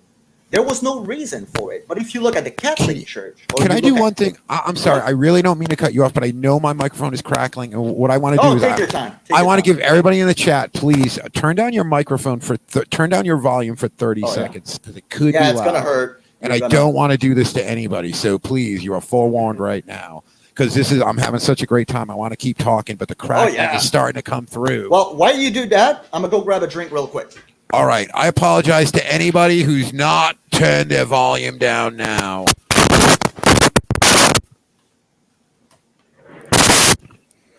Ugh. Already back. Sorry. All right. I think if you got it, I'm sorry. I think we're out of the woods. I have to get a new XLR cable. Yeah, but I thought I had a spare one, but I don't. So man. I'm putting thank God Shell had surgical tape. Yeah. Hold this fire. All right, guys, bring your volume back up. It's okay. There we go. I'm not going to make anybody deaf now, hopefully. What is this? Okay, it's okay. But yeah, I always look at the why and the how it happened. Like Christianity, how, whether you believe in Jesus or not. Well, not whether you, because Jesus existed. We know he existed. The debate is into, did he really do what he did in the Bible? Was he really the Son of God? That's the debate in general. Yeah. You know, was he just an illuminated who thought he was a prophet, or was he really a prophet? Was he really the Son of God? Did he really even the if you go and look at any other religions right in the area, they believe that he was a prophet. They just don't think he was the Son of God. That's the problem. That's where all this.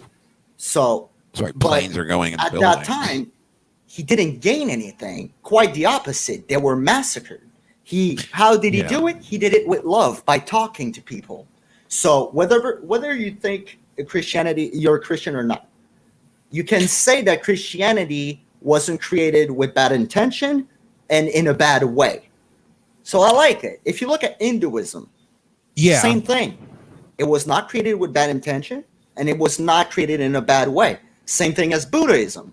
Yeah. But if there's some, to me, Catholic, Scientology, all the cult or the sects, or even, and I'm gonna be watch out! Oh, brace yourself! Hold on to the roller coaster. Exactly, but Islam, all these religions have been. Hold on to the chair. But oh my God, it's the how and the why are not nothing or simple or just for love or just because they thought they were right. Or, Islam back in the day, the first hadith, the Quran, was written as a war book from the Prophet Muhammad, Yeah. So the how, by killing. That's how Islam became a big thing. It's by conquering and forcing it onto people. Catholic Church. Isn't that everyone's story, though? Yeah, that's everyone's story. I mean, yes, the Catholic Church did the same thing during the Crusade. Yeah, croissant. Croissant, so Canadian. But the Crusade, the Jews did the same thing back way before that, though. But when I look at Christianity, yes, it has a bad history, and I'm never going to say there's bad people in everything. I mean, there's always going to be bad people in everything. But I don't know. It's the one that connects the most with me, Well, what's funny when you talk about was Jesus really? Do you ever? I'm sure you're aware of when you look at the history of religion, or just the comparative religions, how even the Egyptian Horus, I believe, he was a carpenter. He was born of a virgin birth. It's wait a minute, these are kind of the same stories being told. So that's when I go, okay, if all these stories in these dates. Everyone probably is no, Christ probably wasn't born in a manger in December. He was probably more towards March or something like that. Exactly. Yeah. But it was co-opted because it was another religion's big day. And it was tied into the solstice, of course. And because no one really knew, because it wasn't a time where you could take a picture of your baby when he's born and write the date on the back, He was born in a barn. Surrounded by cows and sheep. So how do you really know without descendants or the real date he was born? And I'm never going to personally, Jesus to me is the Son of God. God gave Jesus decided in the name of God to give his life for us all sinners. That's what I believe. That's what the Bible tells me. John 3:16. Wow. Thank you. But I went to Lutheran church for many years as a kid. Believe me, that's what I choose to believe. Do I believe 100% in the whole walking on water and treating the lepers? I don't really believe in it because I'm based in reality. I love history. I love science. Those are two things I love. And a lot of people think that those two things cannot coincide with religion, but they can. Yeah, they can very well. Look at me. Yeah. I believe in science all the way. And until proven otherwise, I also believe in God. And I will always believe in God. Do you feel that Jesus' miracles in the New Testament are kind of I'm going to say watered down, for want of a better term, versions of the miracles that occurred in the Old Testament?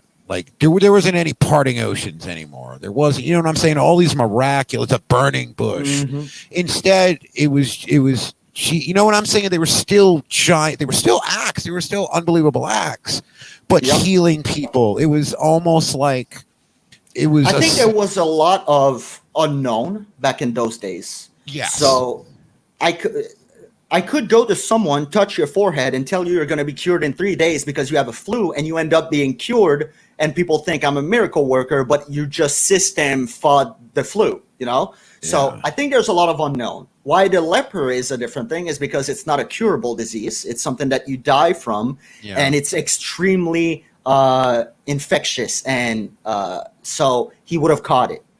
I think there's a lot of Like there's almost a parable quality to them, like the miracles in the first. yes. in There's the a Old lot. Testament. I think there's a lot of metaphors to a lot. Yes, of things. that's a good, great word. Yes. I don't think Moses, not Moses. Moses split the sea. Yeah. I don't think so, but I do think that he will, and that's all my head. It's not the truth. I'm not a truth person. I'm not a scholar. I'm not anything like that. But what I think is that he saved a lot of people by helping them cross the sea while they were being chased by the Egyptians. Right. And for them, it was like a man crossing this, hoping. Oh my God. Hey. Hey, what's up? Want to make an appearance? Hello. But Cat I think videos, for that'll all get of the them views. that thought they would die, it was a miracle. And Yeah. they used the word miracle, crossing the sea. It became the story of him opening the sea. In the same way as Jesus walking on water, do I think he walked on water? I don't know. Maybe he did. But what I think is that Jesus was someone who was elevated to all the other that were listening to him. Jesus was a carpenter. They lived close to the water. It became a story. Jesus as an elevated person. He just had a hell of a personality. Exactly. But I do still Like, believe that he died for our sins.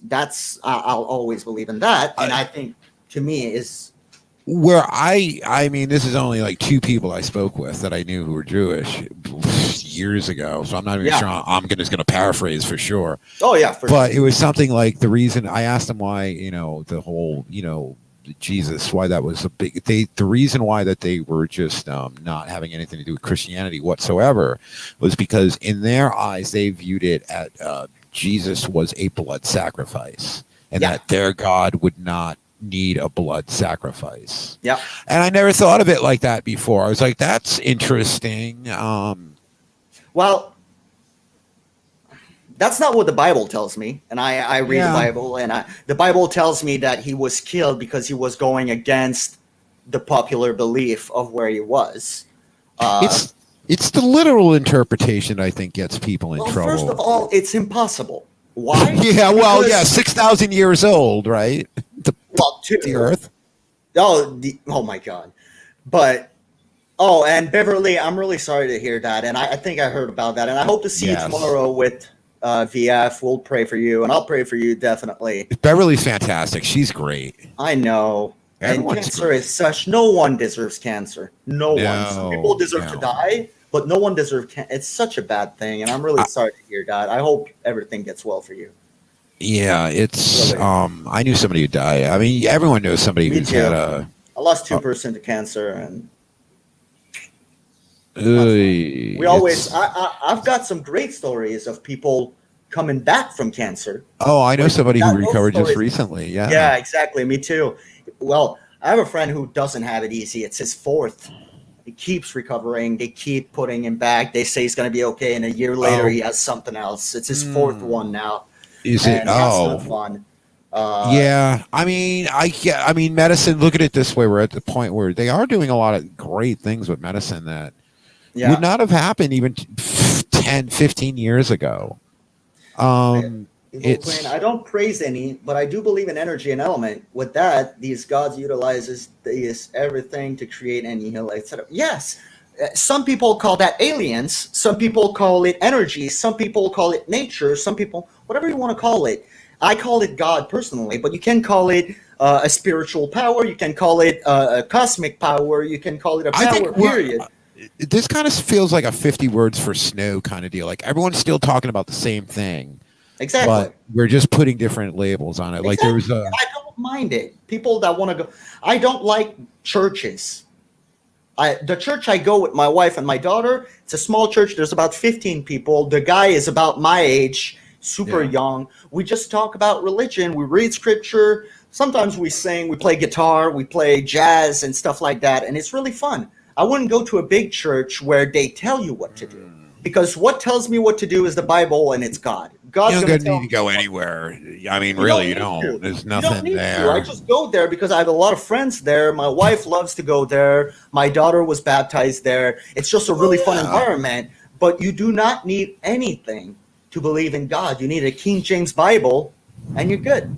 Oh, I got to do that new world. I need that new world. I need to understand it. I need it dumbed down.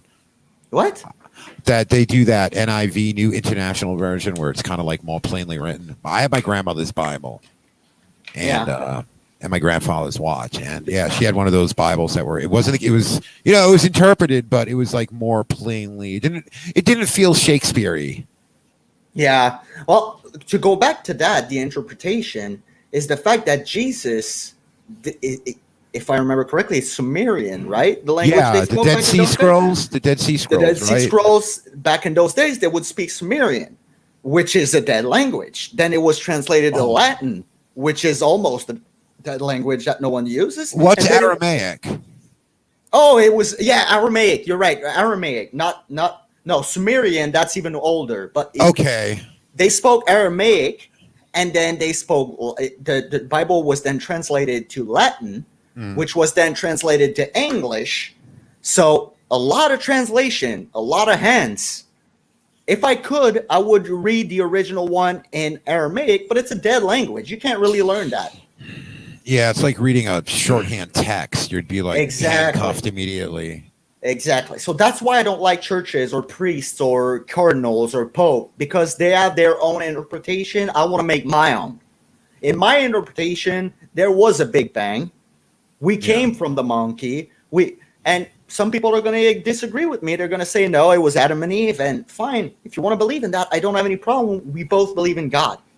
But I want to have my own interpretation of what it says, because a lot of passages in the Bible are up for interpretation. There's some clear-cut stuff, but there's a lot of things. How long is a day? He created the earth in 7 days. How long is a day? Our day? Exactly, because our days are not. It's not that we follow the Gregorian calendar, which was created based on when Jesus was born. We're in 2035, which Jesus was born 2025, 20 years older back. But that doesn't mean at that time they had the same concept of day. You know what I mean? Yeah. Oh, yeah, absolutely. So, days are getting longer and shorter. Hell, the moon's getting further away from us every year. It moves a little further away. And so things are different. I see a lot of things. People say, how do you explain this? And I'm in a lot of situations, I'm like, I think it's a metaphor for something else. I think it's a way for them to understand something they could not understand at the time that happened in a different way, but it has the symbol of that. Things that don't change in my beliefs is that Jesus died for our sins and for us to be able to go to heaven. For me, that's not a metaphor. That's a real thing. But listen, it's all interpretation of metaphors, I think. There's some place in the Bible you're going to read it and it's clear cut. You know what it means. And there's some paragraph that you're going to read it and you're going to be like, what does that really mean? There's a residual there that you can come back to, I think, a core, but everything else is, hey, that was the messaging of the day, a book. Aaron, CT, we may need to talk later. I don't believe my faith is a cult. I won't expand any further because it's a sensitive issue to me. So you and Justin take care, and everyone also. Okay, Aaron. Did I call anything a cult? I'm not aware of that, but I think it's just a usage, like a usage, just a descriptive word. Okay, because I don't think maybe I said cult, and listen, we're not, at the end of the day, whatever you believe in, we all believe in God. God loves us, God created us, and that's all that matters. Whatever you believe in, even if, and about 20 minutes ago, I talked shit on the Muslims' faith. And even if you are a Muslim, We weren't even talking shit, though. Really? Well, I wasn't really talking shit. I was just exposing the fact that it's a violent religion. But you have to make a point, though. You have to be allowed to make a point. I think that's a problem. I mean, any topic. Yeah, but what I'm trying to say is that I don't mean anything against the people. So if you are a Muslim, I have no problem with you. Whatever your belief is, Aaron, I love you the same way. God loves you the same way. And I have no problem with you. So if that was maybe something I said in the wrong way, I just want to clarify the topic. You know what I mean? Just make things clear. Yeah, I mean, it's the two touchy topics of politics. Oh, yeah, really? Yeah, definitely. Even politics nowadays, as long as you're on the left, you're good. I don't even know what to make of politics anymore. I really don't. Like, I'm sitting there. I mean, if you want to talk about it really quick. Oh, sure. Just about you want to talk about the current political climate? Okay. I don't understand for a million years why Joe Biden picked Kamala Harris. Does he want to lose? Yes. I think he doesn't want to be president. I don't think he does. But I think he didn't have a choice at the same time. Listen, I don't think Joe Biden is the smart guy behind the scene. I'm sorry. No, he's a familiar face. That's going to come up really close and sniff your ass. Yeah, exactly. Children. No, go ahead. I was just going to say that I think he's trying to set the people that are behind him are so far down the rabbit hole of the extreme left that they don't even see how much they are hurting themselves. Like, okay, if I was an American, I would support Donald Trump for the next election. I would support him for the last one too, because Clinton was terrible. Do I think he's the best president ever? I don't. Yeah. I don't think he's the best president ever. And I don't think it's not a hard call. Yeah. But for 2020, I don't think he would have been a hard president to beat. But they put Joe Biden and Kamala Harris. If you want to beat Donald Trump, you're not going to beat him with that, baby. You know what I don't understand, though, strategically? I'm not even a political strategist, but I would think, okay, Trump won the election, whatever. He flipped some states that people didn't think he'd flip. Maybe because Hillary didn't even bother going to these states. Exactly. It was so in the bag. But, I mean, I don't understand why you get – there's no way California's going red, so why don't you just hedge your bet and go to a Michigan, and there's going to be somebody in one of those states, a Pennsylvania, or somewhere where you lost, where you didn't think you were going to lose, and just – tighten that up. But I forgot who it was. I don't know. Shell, was it Jenna we were talking about, or was it it was Shell's mom, or we were talking about why Kamala Harris, and they said somebody had an opinion on it, like they're just going to push Biden out after the first year. They're going to be like, all right. Yeah, but he did, like B Savage says, he did promise before that his VP would be a black female, so he didn't really have a choice. Yes. Stupid.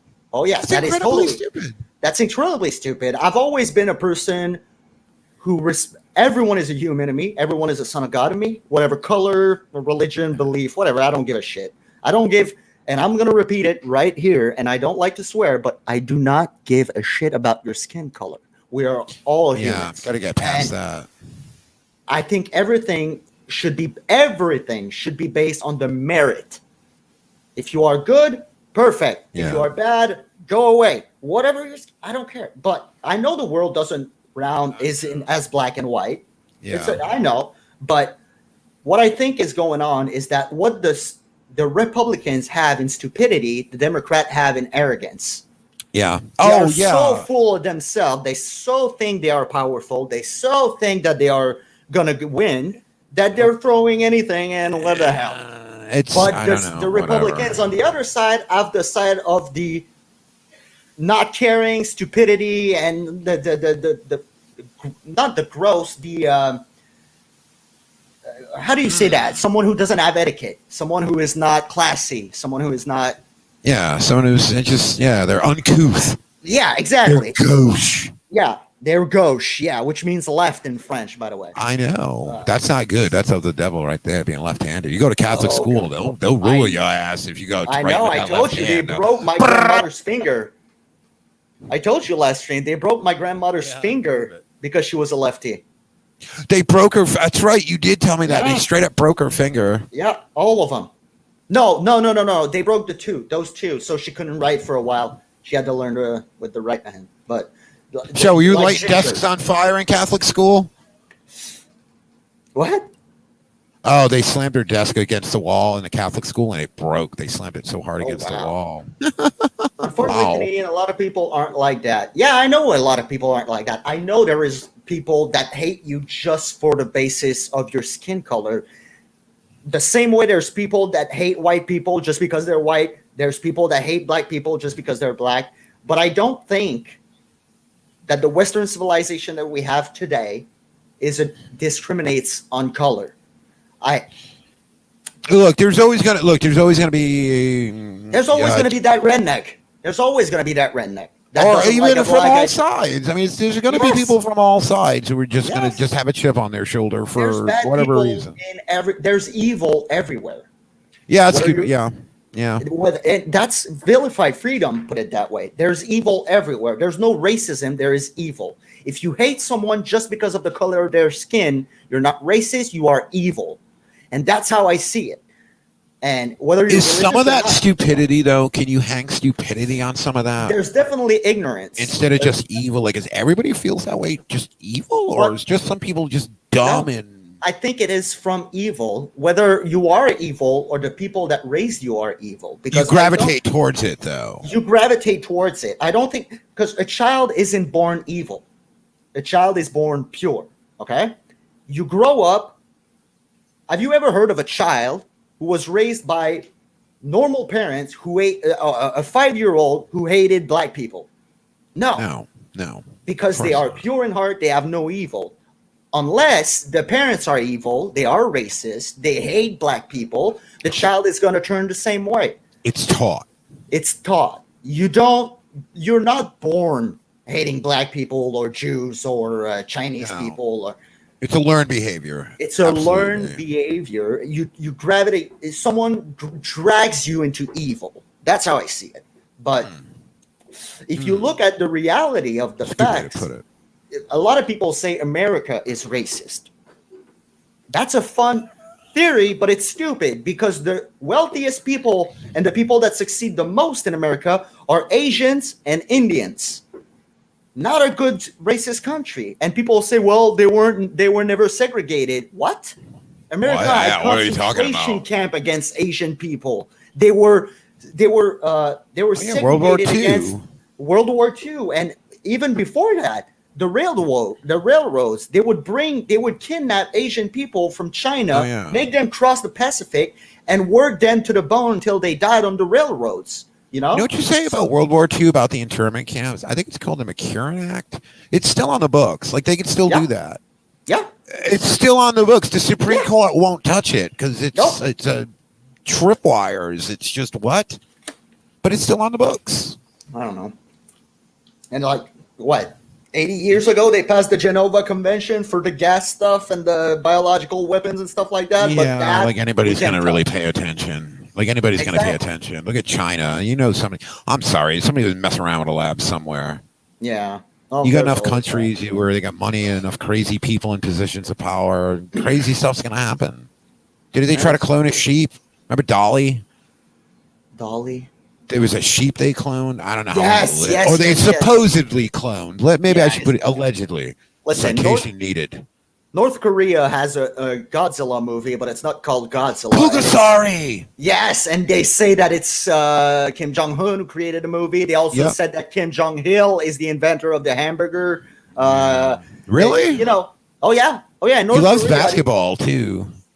I don't know, but I He has know Dennis that Rodman over there all the time. Yeah, but he's a crazy person. I mean, Which one?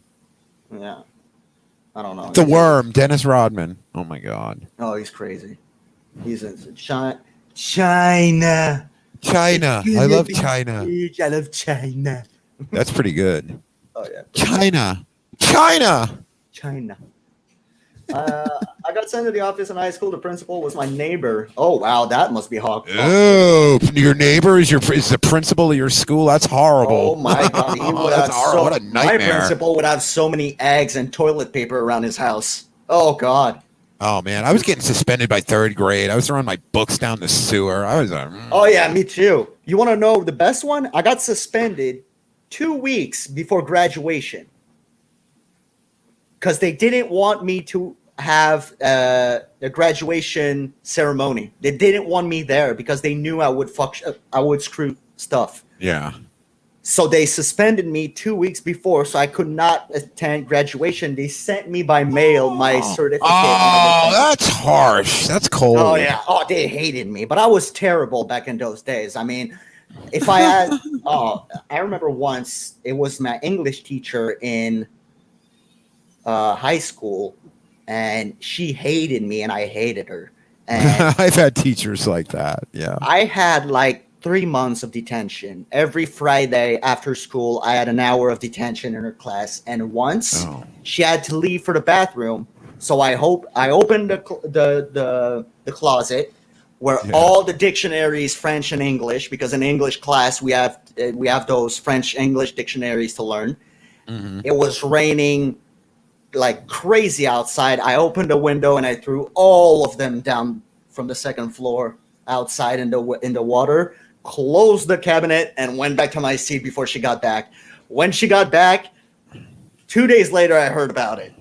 Oh, I again. Oh yeah, I was terrible. Yeah, I was doing you have pretty a cat. good. I see a tail behind you. Yes, I have 2 cats actually, a brother and a sister from the same mother. Yeah, Daisy and Tom. Daisy and Tom. Yeah. Well, who was that we saw? Was Daisy the black cat? The black cat is Tom. It's the guy. Okay. They're fighting right now. If I could, wait, can I? No, I can't really do that. But yeah, but yeah, no, because when I got that, oh my god. But when I got them, I thought they were both boys because you know how really kittens, it's hard to tell sometimes. I thought they were both boys, so I called them Tom and Jerry. Yeah. But then I realized that one of them was a female. Oh, so damn it. Like, oh, shit, Jerry, that's not going to fit. So I was like, Daisy. It could if you switched it with a G. Yeah, I guess. But I went with Daisy. I thought it was cute. I like Daisy's. Yeah, you're gonna go. Yeah, all right. You're a girl. Let's give you a girl name. Let's not try to crowbar it in there. Yeah, exactly. Be yourself, Daisy. Be yourself. Yeah, and they're so like he's muscular. He's strong. She's super fast. She's super tall. They're really, you can tell which one is the male, which one's the female. You know. Yeah. It's really clear. Cats are incredible. Sometimes we played some videos where people just had cameras in their house, anti-theft cameras in their house. Oh, yeah. But they're like, how come the cat is jumping and the cats, they can leap so far? They're so athletic. Yes, Salem is the dog me and Shelley are going to get when we get the house coming up next year. We're going to like Salem. It means peace in Hebrew. No, it's the name of we're going to go to a rescue. We're going to get a dog. Okay. And we're just going to find a dog that had a really long run. You know, let's bring it home. Yeah, why Salem, not? Yeah, it means that's peace the best in thing Hebrew. to do. Yeah, I mean we're gonna have more dogs. Basically, rescues because it was my friend. She found the cat outside under the patio, and she was like heavy pregnant, like almost ready to give birth. So she brought her in, created her a little space, and those cats came like 2 weeks after that. So, because I don't like buying pets, I don't like that. I really don't. My dogs, all the dogs I had in my life were all from a shelter or a rescue or something like that because I don't understand. Why do you go pay $2,000 when there's a dog that needs a family over there? Yeah. Well, I remember. It.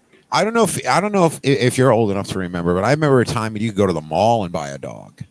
Yeah. Yeah, you just walk into the pet store. Okay, we're gonna go to the wherever here. We're gonna buy a pair of jeans and a dog. I guess I don't know. There's still that here. Yeah, it's still a. Yeah, I don't understand it. There's so many in the streets right now. You could just be saving those and not paying $5,000 for a dog. You know, and you got to be careful with a breeder. I mean, some of these breeders are really shady. They'll be breeding within family lines, and or they'll be force breeding and stuff like that, or like going crazy on the mother with like. As soon as she gives birth, they start another cycle, and I went to a vet with a dog I used to live with, and they were like the vet told me, she was saying, I've never seen animals with so many allergies, like so many because she had been a vet for a while, and she's like, "Is this like really like a phenomenon almost?" Like My mom pet, grabbed a she's like, rescue dog. It's a, you know, those pug. They have like the face like. And yeah, she's 3.5 years old. Bailey. She had 4 pregnancy. She's destroyed. She's not even 4. She's completely destroyed. She's super smooth. She's super kind, but she was used in a dog factory and they rescued her from there. But she's super nice. She had like, I think she had 4 pregnancy, and she's not even 4 years old. So, Oh, that's not. Yeah. Yeah, Oh, yeah, that's no, just she's- people being you can- greedy. you can see it that she's broken. Her body is a little weird. Her nipples are all destroyed. Yeah. It's sad, but That's a horrible. she's a life for rescue. dog. Now she has a good life, so it's cool. You know? Well, she's comfortable now at least. Yeah, exactly. With my mom, oh my God, you don't even know it. My mom loves animals Really, way little more than baby, she. huh? Oh, dude, she loves animals way more than she loves humans. So, There's a lot of people out there like that. oh yeah, my mom, if she has a choice in between saving a baby cat or if you give my mom a choice in between saving a baby dog or a baby period, she's gonna save the baby dog. She's gonna go for the 100 times dog every time. Oh yeah, every single time. Oh, my cat is a feral cat I found in a bush. Yeah, there's a dude. Animals are honest. There's no BS Yep. on an animal. Nope. They know what they want. Their basic instincts are 100%, and that's all that's important. I have 3 shelter pets. Shuni, age 6, flawlessly healthy, miniature Italian Greyhound. Wow, age 19. I've had it for 8 years, and Labrador Retriever, age 9. Oh wow! Beautiful dogs. I had a lot of animals Italian growing up. Greyhound. That sounds fancy. We had a lot of dogs. I had a lot of animals. I had 3 cats. me One was too. a stray. We picked up a stray. Just came. It was double pawed too. The cat was giant. Yeah. A dog, hamsters, rabbits. Oh, I've always been when I live in a city, so we don't have too many animals. So every time I would see an animal, I would go crazy when I was a kid. And I remember bringing a caterpillar inside the house, and my mom was like, "What is that?" And I was like, "I want to see it become a butterfly." So Yeah. I bought a small aquarium. I put branch leaves and stuff like that. They told me what you need to put in there, and I went all cycle until it became a butterfly. And I would do that with any animal. I found a what's the name of those? You know, those small snakes. They're not snakes. They're like small.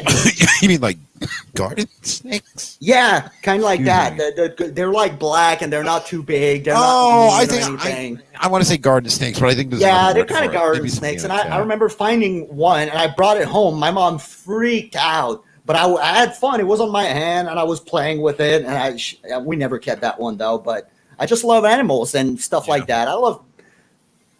I don't know. I always love this. Yeah, kind of like a salamander, but without the feet and the legs. Yeah, we have garter snakes. Yeah. Garden snakes. Maybe that's why there's something. I know what you're talking. They're in the grass. They're Yeah, not they're very in the big. grass. They're not very. Yeah, but they're not They're not mean. dangerous. Yeah, they're not dangerous at all. No. So- Yeah, we have them in the Northeast. I remember Yeah. having them up in Rhode Island. So Yeah, you'd we have a them. You're lot not too. here. As soon as Yeah, you have a yeah, little bit of yeah. a forest somewhere, or Well, geez, you live in the Yeah. country with the snake capital of the world. I would imagine so. well, it's still. It would take this driving over there would take probably the same time as driving to Texas Yeah. from where I'm at right now. So Oh, I it's know. really far, but yeah. Well, my rooster is actually a poodle. And I'm not sure that's how it works. Is it a transgender rooster that became a poodle, or Oh my God, that's a roodle, a roodle? a roodle, or a pooster. A pooster. Pooster. That's That's what we make in North Korea. We're genetically. Yeah, we got a poodle and a rooster. We're good. The future is Pooster, now what the is that? pooster. He's now the president of this crazy country. That sounds like a drug people were doing at Woodstock. Dude, pooster. Don't take the brown Dude, I pooster. was I did so much pooster. Yo, dude, you got some poos? You got some poos? You got some pooced? You got some Pooster? poos? No. Yeah, yeah. Doses. Pooster? What You want to buy some pooster? I know, it's weird. You go some places. I remember I went to a rave a couple times. I should have never went. Just not my Oh, thing. dude. But it was one of those things that they lock you in. You can't leave and shit. Nope. People walk around going, doses? What? not yelling it, but doses. Oh yeah. What the hell's going on here? Why do I have glow sticks? Eminem, you know Eminem, the rapper. Oh hell yeah! Yeah, so he was banned in Canada in 2000 because of an incident that happened in a hotel room. He got into a big fight. It was a big thing, and he wasn't allowed to come back to Canada. And after 16 years, it was in he really messed up. Oh yeah. That was bad. That was a bad thing. It was in 2000 or 2001. I don't remember. Early career, and in 2016, Canada authorized him to cross for one concert, which was Osheaga, which is basically the Coachella of Canada, like a cheap version of Coachella. And, all right, yeah. Okay, so it's an outside thing in a big field, and there were a lot of people. And I went there at that show in 2016 because I used to love Eminem. Nowadays, I don't know. But back in the day, I was a big fan. And I went to that show, and I went really early, about 3 hours early, to be sure to have good places because it's all in a field. So it's standing. There's no seats. There's no nothing. You just got your tickets. You go in and bam. And we were quite close to the stage. But I remember that at some point there's a guy, he has a rack of beer on his head. He's selling beer. He's moving through the crowd with beer. 15 minutes later, there's another guy with another thing filled up with joints. He's just moving around, joints. It wasn't legal yet in Canada, but he didn't care. They were selling joints, already rolled up, everything. Everyone was high. It was so bad. I remember, I'm not a super tall guy. I'm 6 foot. And I remember being in the crowd, watching the show, and I had to put myself on my toes and drag my hair just to catch a draft of good air, because everything smelled like weed, and I never really liked weed. I would have been wafting that stuff towards me. I was, by the end of that night after the show, which was like an hour and a half, I was so high, and I didn't even take one hit. I didn't even smoke. Just from the smoke from everyone, I was baked. I got home, my mom was like, "Did you smoke weed?" I'm like, "No, but I smelled it." And she was like, "Oh my God, you're baked." My eyes were bleeding red. Concerts. Oh my God. The highest I ever was at a concert was a Kiss concert. It was they were doing like a one of their farewell tours, one of their many. They're one of those bands that keep doing farewell tours but don't leave ever. Yeah. And they were doing the Destroyer album in like 99 or something. And it was funny. It was like, oh my God. I couldn't believe. I mean, I can't. I just got so mad because I wasn't mad, but I get so disappointed because when I come down here to Austin, we were going to do South by Southwest. I was going to stream all these, and Austin does a lot of live music. You know, I wanted to really get down there and start bringing the stream to the city. So I'm like, come on, COVID, knock it off. Yeah, definitely. That sucks for that. The highest I've been was at a show.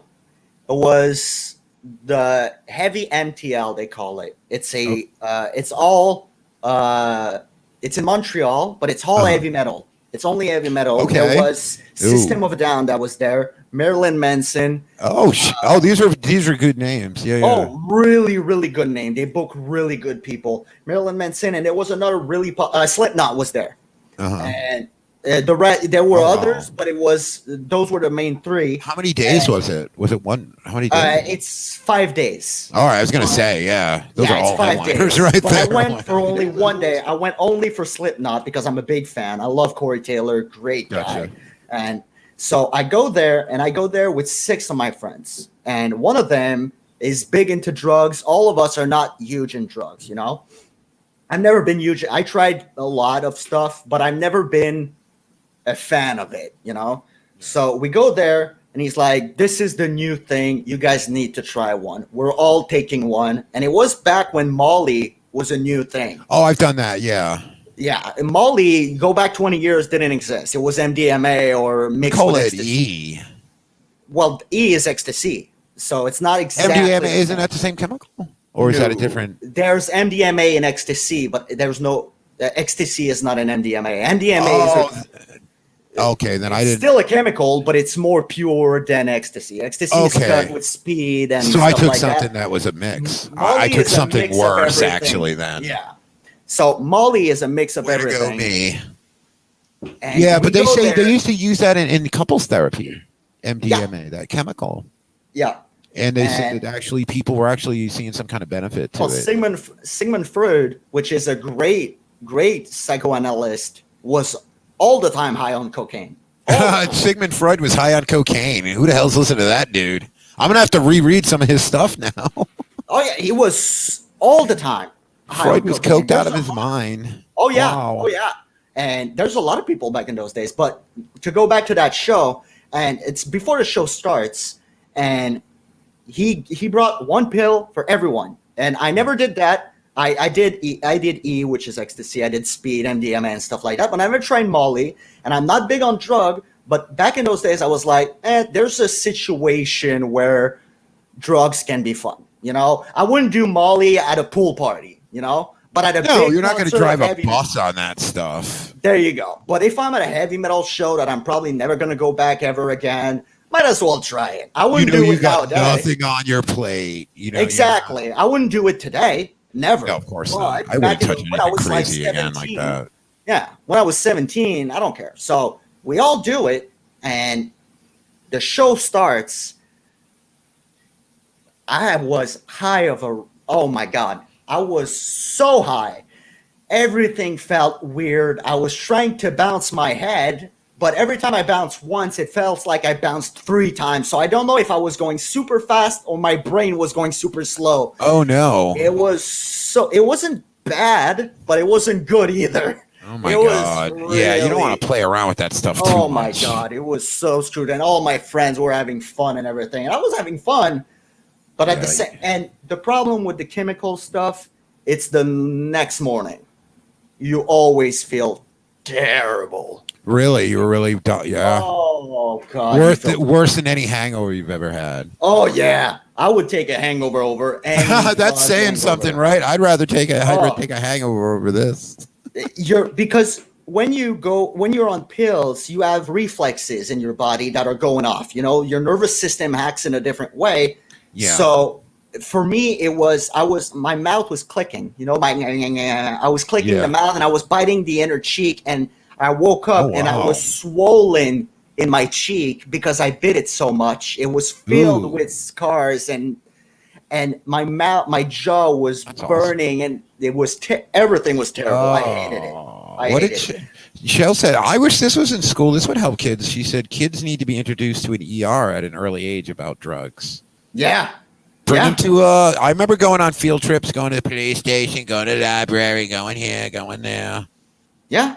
My mom did the best thing ever. And I don't know if I'll be able to do the same thing because I'm a protective freak. But my mom, when I was younger and growing up, and she knows everyone's going to try something in the sort or going to go a little bit off the rocker when you're a teenager. Right. And my mom said, if you want to do drugs, she said, when I was really young, she said, if you want to try weed, I'm going to buy it for you so you at least have good stuff. I don't want you to have chemical in it and trap in it. Yeah. And she said, I want you to smoke it at home. I don't want you to, if you want to smoke weed with your friend, come home, do it. I'd rather you do that than go in a park or go in somewhere else and something goes bad. She's like, I'm going to be there. If anything happens, I don't like it, but I don't care if you do it. And she said, if you do drugs and you feel terrible, that's your fucking problem. That's a smart way to go, though. No, I really give her a lot of credit for that because that's exactly. And she said, "I'm going to be hella disappointed if you do hard drugs, but I'm not going to love you less." And that stuck with me.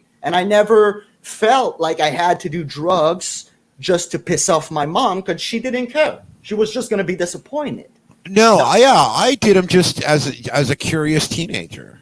Yeah, exactly. What does this do? But my friends, hey man, you want to listen to some Pink Floyd? Okay. Yeah, exactly. But there's a lot of parents that are like, no, you don't do drugs. I'm going to be so angry. And the kid is like, you're going to be angry. Screw you. And they're going to do it anyway. Well, at some point, it's making up for something else, too. My mom was never angry at me for doing drugs or being drunk. She was, every time I could see she was disappointed. Do you feel like she removed the stigma of it or any questions you may have had? Oh, yeah. Well, my mom studied because she wanted to be a doctor. But she dropped it off. She kept working. She works with the police, and she dropped it off. But she knows a lot of stuff about stuff like that. And she would always answer my question. And she would never be like, drugs are the devil. She would be like, you're going to feel so good. But afterwards, you're going to feel like trash. So it's not so much that your mom she came from it from a smart parenting standpoint. She come from it knowledgeable too. Yes, definitely. My mom lived in the era where the toupee was like a sphinx like that. She would listen to Bon Jovi and do cocaine, you know? Yeah. So, but I remember every time I did drugs, the look in my mom's eye that she was just disappointed. She never was angry. She never talked to me about it. She never got angry or did a moral or everything. She would just look at me with that look of like, I'm disappointed in you. Yeah. I had better in mind for you. So that stuck with me, and I just never stuck on. And I hope I'll be able to do the same thing with my daughter, because I think that's the greatest thing that ever happened. No, you'll be fine. You're so got your feet on the ground, and you trust me, believe me. Yes, you'll be. But great. I'm a protective freak. That's okay. I'm you know what? Better than scared of anything. Better than the other way around. Better than the other way around. The first time my mom came to see my daughter, I started showing her how to grab her the right way. My mom, you know, and she was like, "I know how to grab a child. I carried you." Yeah. I was like, "I know. I just want to make sure she doesn't get hurt." And I'm a big Papa Bear, like crazy. And my wife isn't that. My wife is always like, "It's fine. Let her do it." And I need to slack off a little bit, but we grow up and everything. Well, I'll tell you what, I'm going to slack off a little bit now. I got to run out to the stub before it closes. I didn't realize. Yeah, dude, we've been talking like over 2 hours. Oh, we did it again. I've been live for 3 hours. So everyone that hanging out for 3 hours, you guys are amazing. I love you guys. How do you feel going 3 hours? Is it pretty good? Like it's nothing, right? Dude, like it's nothing. I love it. I just love it. And anyone in chat, I'm going to put my email again in the chat. If you guys want to talk to me, if you guys want to, if you have any ideas, if you want to come on the show, if you want anything, message me. You'll probably read your emails. Oh yeah, that email is the one I use for only YouTube, and the other one I don't read at all. So, yeah. Thanks, Catnat. I really appreciate that. Yeah, everybody in the chat, thank you for hanging out. Be Savage, cool channel. As a matter of fact, you know what? If I have it ready, let me do this real quick. I think that's it. I have him in my description. There's B Savage's channel right there in the chat. There we go. Go subscribe to that. Go subscribe to Justin. Thank you again for hanging out with me and my. Yeah, thank you, Shell, for being a good moderator. Definitely. And thank you, everybody in the chat. Thank you, people I haven't seen. I hope you switch over to the channel and might be doing something tomorrow night. Maybe not, but don't worry. A couple more weeks and we hitting the ground. So thank you again for having me on. I always have a blast. Anytime. I'll have you. I have a lot of people. I messaged a lot of people thinking no one would answer me, and a lot of people have answered me to come on the show. So I'm going crazy trying to schedule people.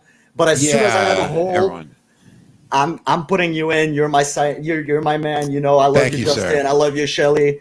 And be safe tonight. All right. Love you, everyone. Yeah, definitely. Oh, and book me for Cards Against Humanity for sure. Oh, definitely. We set that up for sure. Yeah. All right, guys. Thank you all. Have a good middle of the weekend. Bye, everyone. Love you all. Good night. Thank you, sir. I am out.